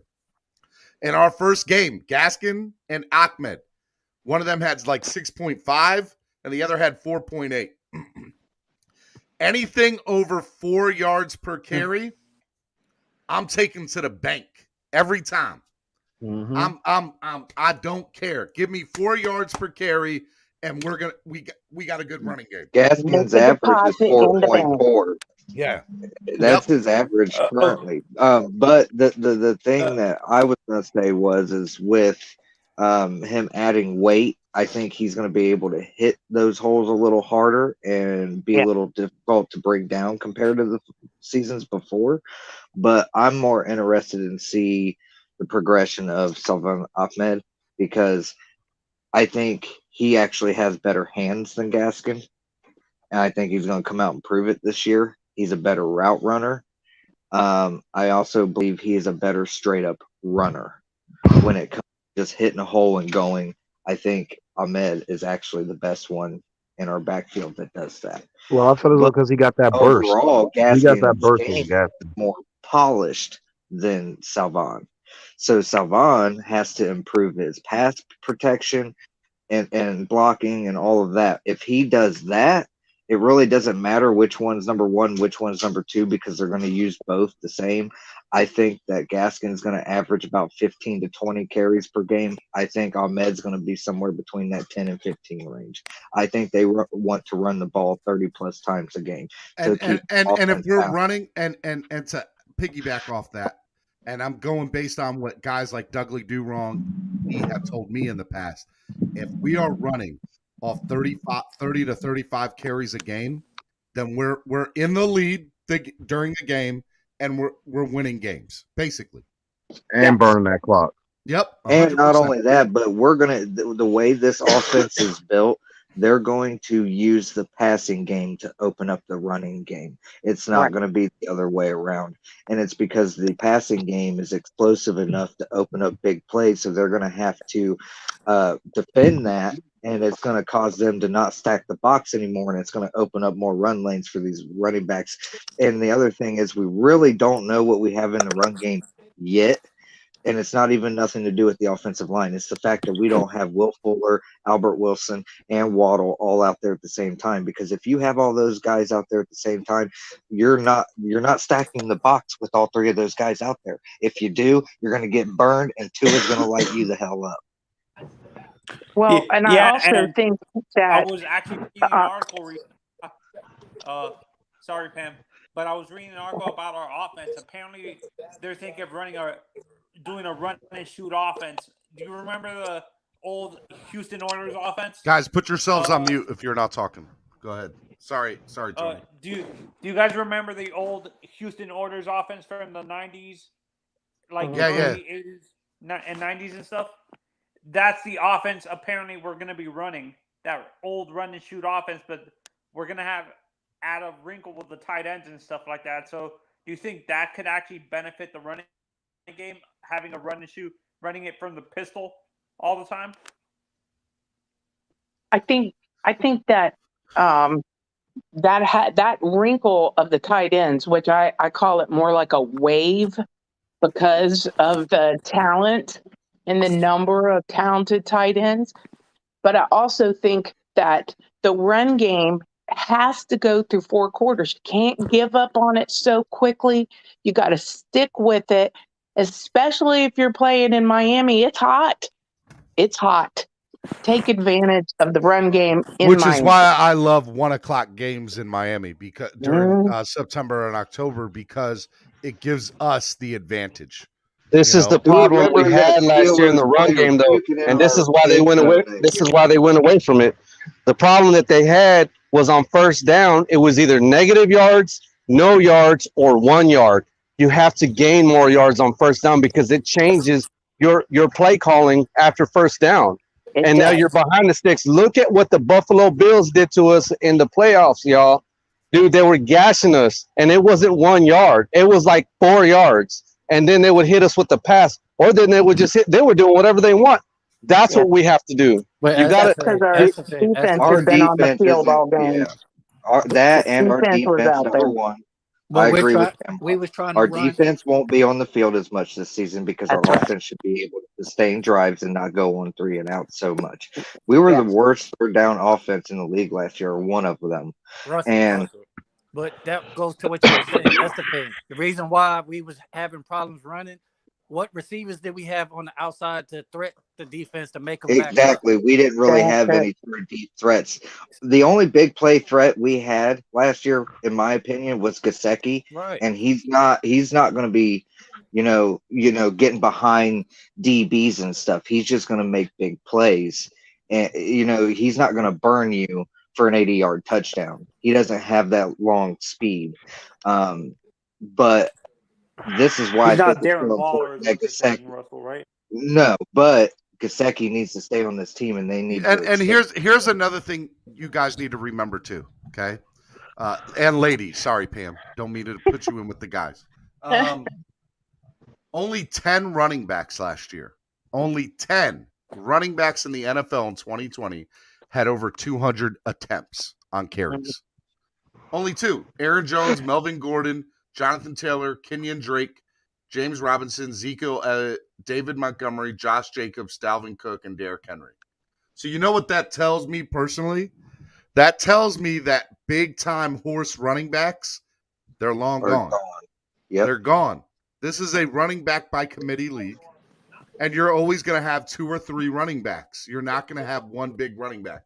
If you get Derrick Henry, great. If you get Derrick Henry had 378 attempts. The number 2, Dalvin Cook, had 312 attempts. And then it drops even further than that to Josh Jacobs of Vegas with 273. Wow. That's a lot of work. That's a lot. Yeah. It's 17 games too. You got to think about that. I get that, but you're still not going to see. Right, that's what I mean. Gaskins or Ahmed are not taking more than, in my opinion, they're not taking more than 20 carries a game. That's what I'm saying. The more games, I would be good with them hitting 200 apiece, and we run the ball 400 times this year. But it needs to be. I mean, I don't think they're going to run that much. I think it's going to be extremely balanced. I think that they're going to use the run game in the red zone, and I think they're going to use it more frequently between the 20s. But outside of that, I think that their main focus is going to be putting the ball into his hands and letting him win games. They are creating the same offense he had in Alabama. Think about it. He had Judy, Ruggs, Waddle on the outside, whoever. He had receivers on the outside. And just fortunate they had Najee or whoever in the backfield.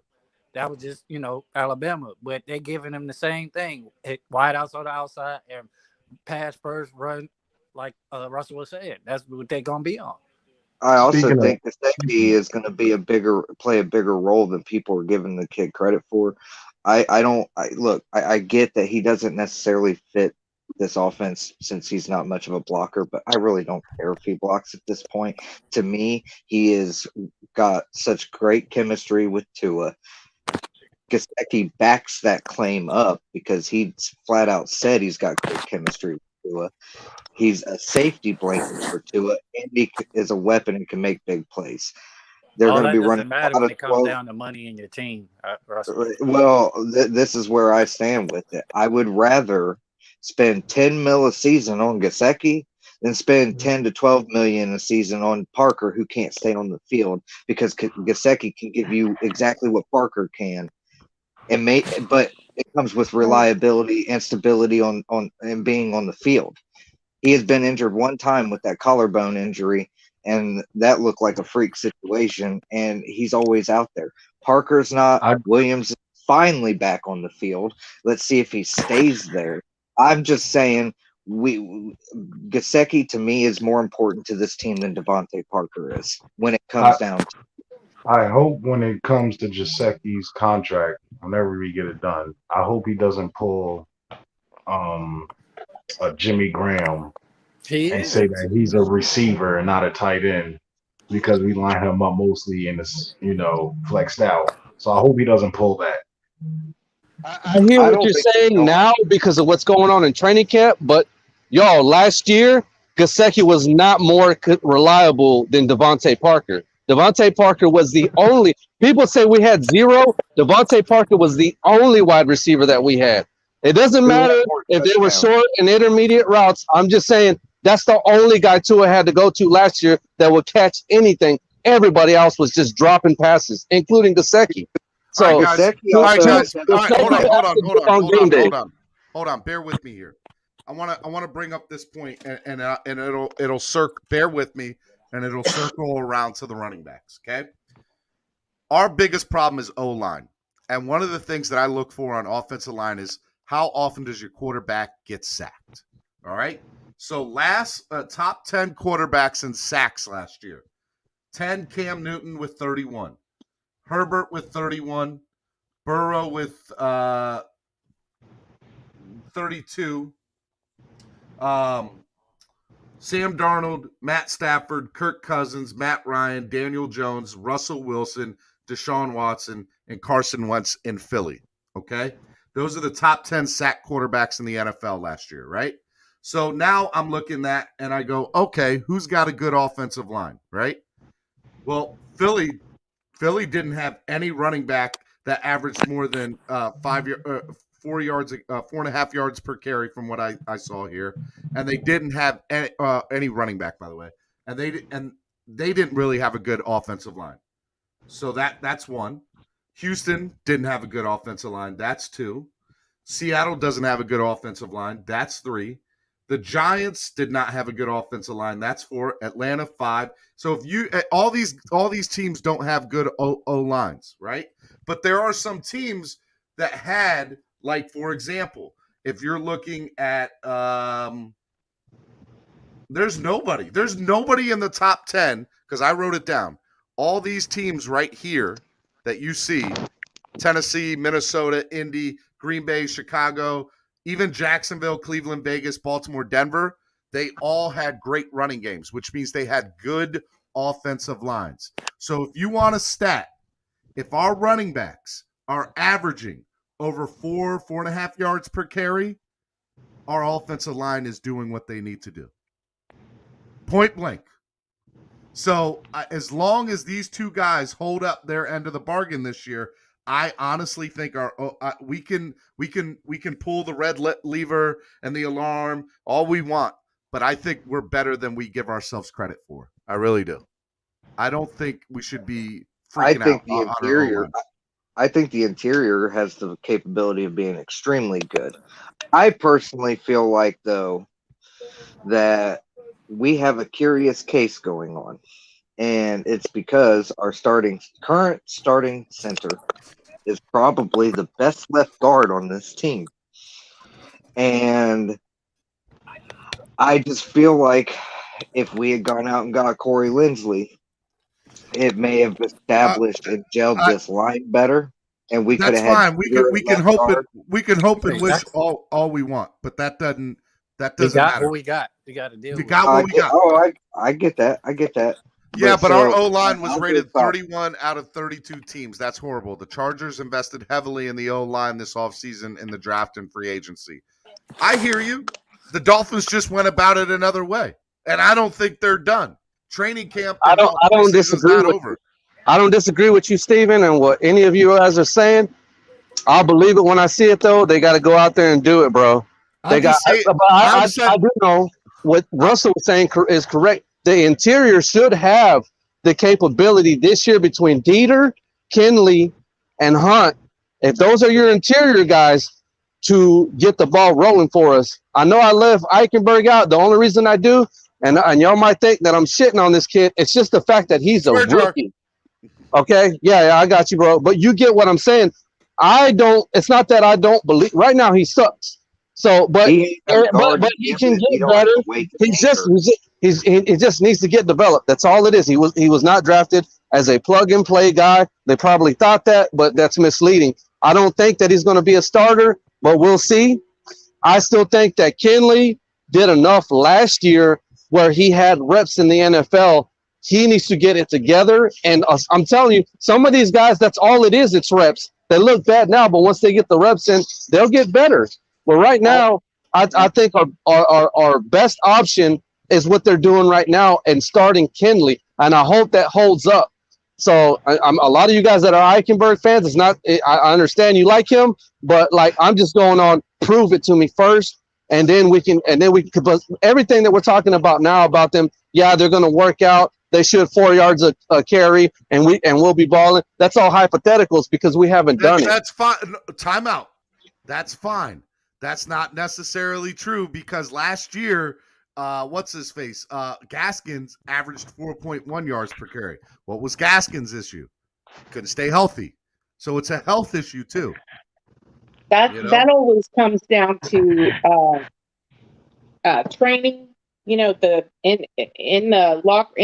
weight room. And your durability comes from being physically ready for what you're going through, and conditioning is everything. Yeah, look, Steven, we can't go on last year. It's not the same offensive line. We're not using the same center. one of our guards was, you know what I mean. I'm just saying it's technically it's not the same. You said fall off last year, but you just compared. This is the starting off fresh. These guys still have to gel between those five, and learning the guy next to you. They're still gonna go through that. So I'm just saying, in theory, what you're saying, it's all hypothetical. I understand that you pulled out the stat on Gaskins, but at the same time, we also dealt with issues like we looked like we were starting to have success in the run game, and for some reason, man, Gailey stopped calling run plays, bro. Yes. Yeah, a lot of that was inconsistency from play calling. But the other issue I have is you also put the ball. You also put the ball in Fitzpatrick's hands too. Austin Jackson seems to be genuinely the same player he was in USC. You haven't seen as much progression from him as you should, with the fact that he played for the majority as a rookie and got actual reps in real game time. The other issue I have with a few of these guys, not all of them, just a couple, is they're not mean enough. It's not just about progressing and learning and all of that. You have to have a certain mentality being in those trenches. An O-line of Richie Incognito. Pretty much. That's what we're missing. We're missing that mauler. I think the meanest one on our O-line is probably Robert Hunt. That's the only one I can point out and say you might not want to mess with that one. All the other guys, it's like run them over. I mean, Dieter's starting to get a nasty streak to him, but I don't know what that extent is yet because we just haven't seen enough. So that's they need to get angry, especially Austin, because he doesn't have that mentality. He needs to figure out a way to get angry in the right way and use it in a game, and he's just not doing that. And that's my biggest issue with him. It's not even the lack of progression; it's the lack of attitude. Like, yes, I mean, we could. Same thing with Liam Eichenberg. This is my point about the Liam Eichenberg situation. It's not that Sorry, can I interrupt just for a second? I have to go, and I want to tell you guys all fins up. Go Dolphins. I'll see you out there tomorrow. If you need a stream, I got a stream. All right, family. You have a good one. See you. You too. Bye, guys. So where was I? What was I saying, guys? Eichenberg. Thank you. Eichenberg. I'm not saying that I don't like him. I'm not saying that he can't be something. He's not a left guard. I can tell you that. He doesn't have the weight to anchor that spot. He is built like a tackle with short arms. That's simple. If it were me and I had been Chris Greer, I would have moved up and taken Sam Cosmi instead, because that kid is tearing it up in camp, and he's played both right tackle and left tackle. I don't know. And yeah, woulda, coulda, shoulda. The point of the matter is there's been mistakes made regardless, because this team is so far ahead of the offensive line. It's scary, because this team is ready to win now. If they get now, can they figure it out? Sure. Can all of this change? Yeah, they could end up being a top 10 O-line. Who knows? I don't see it, especially at the tackle position. We have problems that still need to be addressed from a mental aspect, from a physical aspect, and from a learning process. And that is a problem, regardless of if it's just year 2 or not. Because these kids have been in here long enough, there should be some progression, especially from Kinley and Jackson, because they played almost every snap last year, minus the time that they were injured. It's just, that's where I stand with it. So I have some major concerns about the mentality, the physicality of this O-line. Okay, I'll say this real quick. Being that these guys are going to have to gel and they need reps, when that pocket breaks down, Tua's going to need to run. He's going to need to do some Mahomes-like stuff, and you throw on the run. And we're gonna need to always have a running back available on a pass route, wheel route, whatever you need to do to bail out Tua. But he's always going to need to have somebody there. I believe at least the first 3 games of the season. I think if we do that, I think Tua will elevate these guys into playing better, and then they'll start gaining traction. But I think it's going to take like 3 to 4 games for that to happen.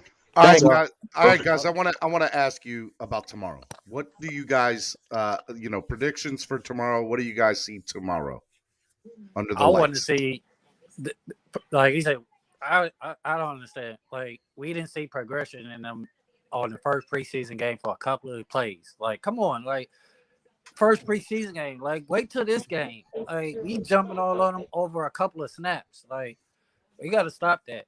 Like, these are young guys. Let's see how this is game 2 after 2 practices with 2 teams. Like, give it time. And if it's bad today after this game tomorrow, then yeah. But we can't jump on them after just the first preseason game and had a couple of snaps. Come on. That's what I'm looking at. Second game, definitely. Now we should see it. Estefan, Russell, Big John, either one of you guys step up. Yeah, man, I believe they just got to come in with a hard hit mentality. Hey, man, vacation's over. Your days off are gone. It's time to come in and work. I think they're going to come in and kick some ass tomorrow, man. I'll be honest. I kind of got that feeling. I think they're going to look good on the offensive side. What's your score prediction? Man of wood, right? Oh, man, you put me on the spot. Well, I don't know, bro. I got to think about that because, the offensive side's only going to get a certain amount of snaps, bro. And I would like them to play 2 quarters, but you don't know what preseason, bro. I thought they were going to play 2 quarters last week. Tua didn't even get to play the whole quarter, bro. So I don't know, dog. I really can't give you a definite answer on that because I don't know how. If they leave the starters in, I think they're going to run up. I think they're going to put some points on the board. But I mean, we got a lot of injuries too, bro. With these wide receivers. So shoot, I don't know, bro. Well, I think we need to go through that injury list and see who's going to play first. Yeah, because I'm kind of curious to know if Preston's going to be out there.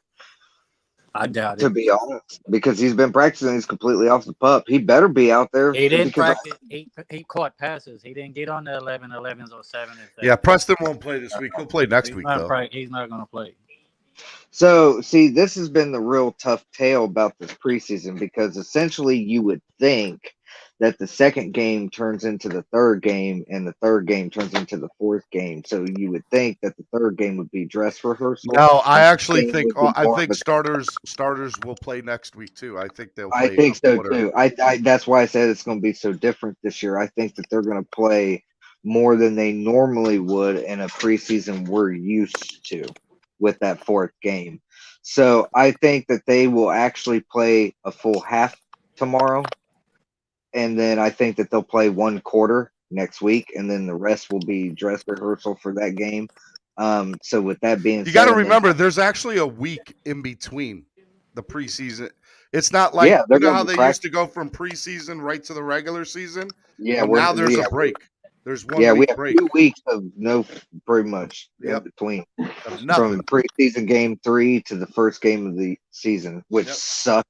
And it's going to be we got to be on here every day talking football or I'm going to go crazy, guys. Just saying, because if we can't at least talk about it and I can't see it for 2 weeks, I'm going to lose my mind knowing that it's right around the corner. Just putting that up. The last week of the preseason game, that's when you're going to start seeing wide receivers come off. Start practicing. All you gotta do, Russell, start watching replay. Yeah, I'm gonna have to. It's gonna get me. Well, it just gets me that much more excited, man. More antsy, less patient. But with the starters, was me thinking that they play a half. This is with the starters playing a full half.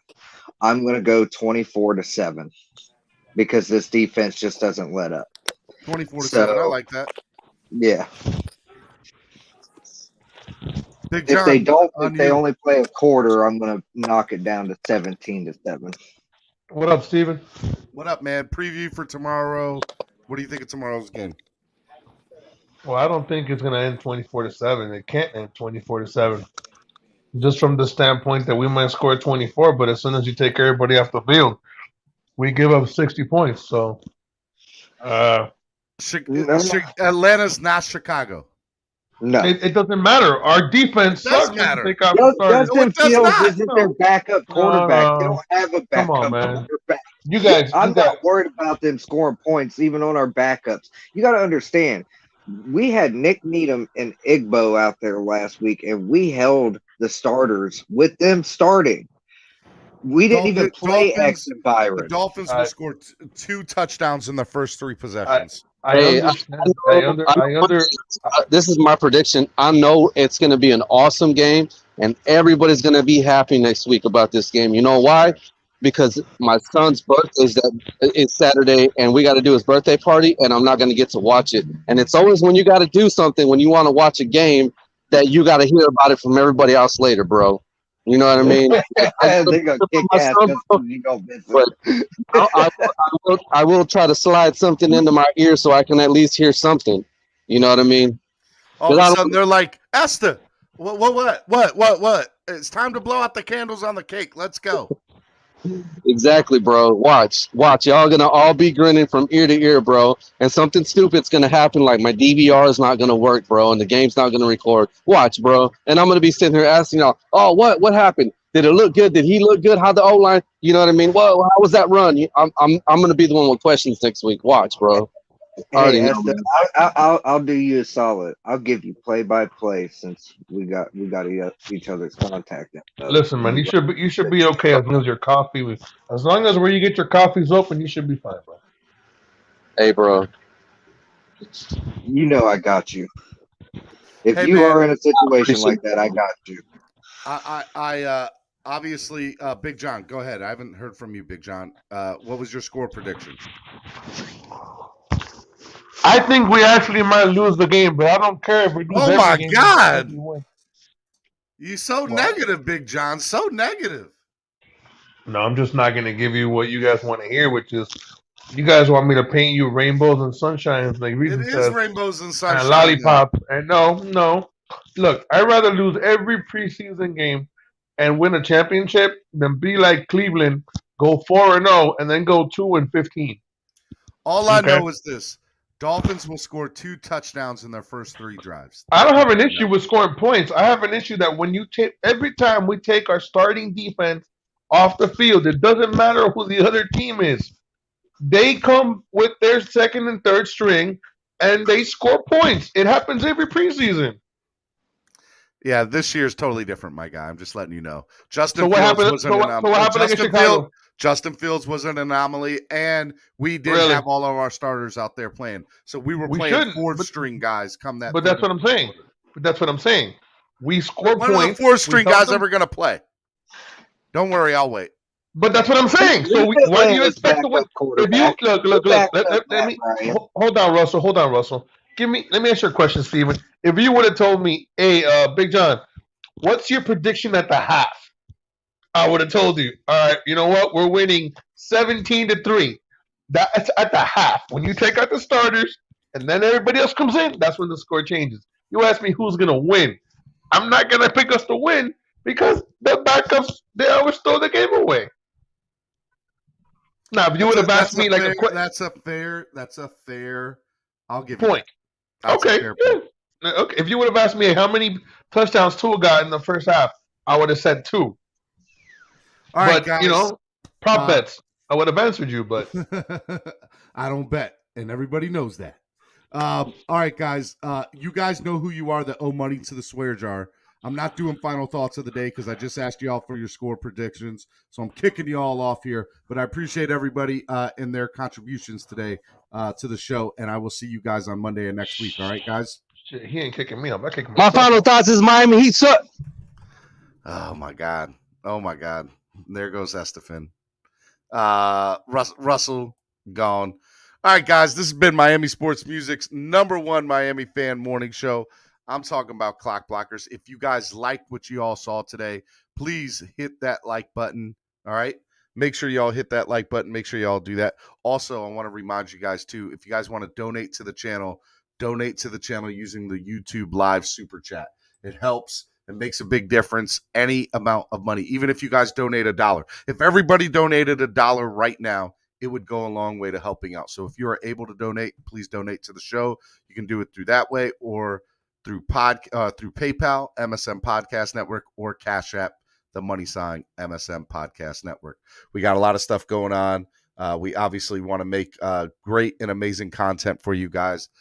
So, make sure you guys do that. Want to remind you guys, if you guys want to go to the best tailgate come week 2, I want to remind you guys, make sure you go to tailgreeter.com and go look up East 32 Dolphins tailgate. Make sure you guys go look that up.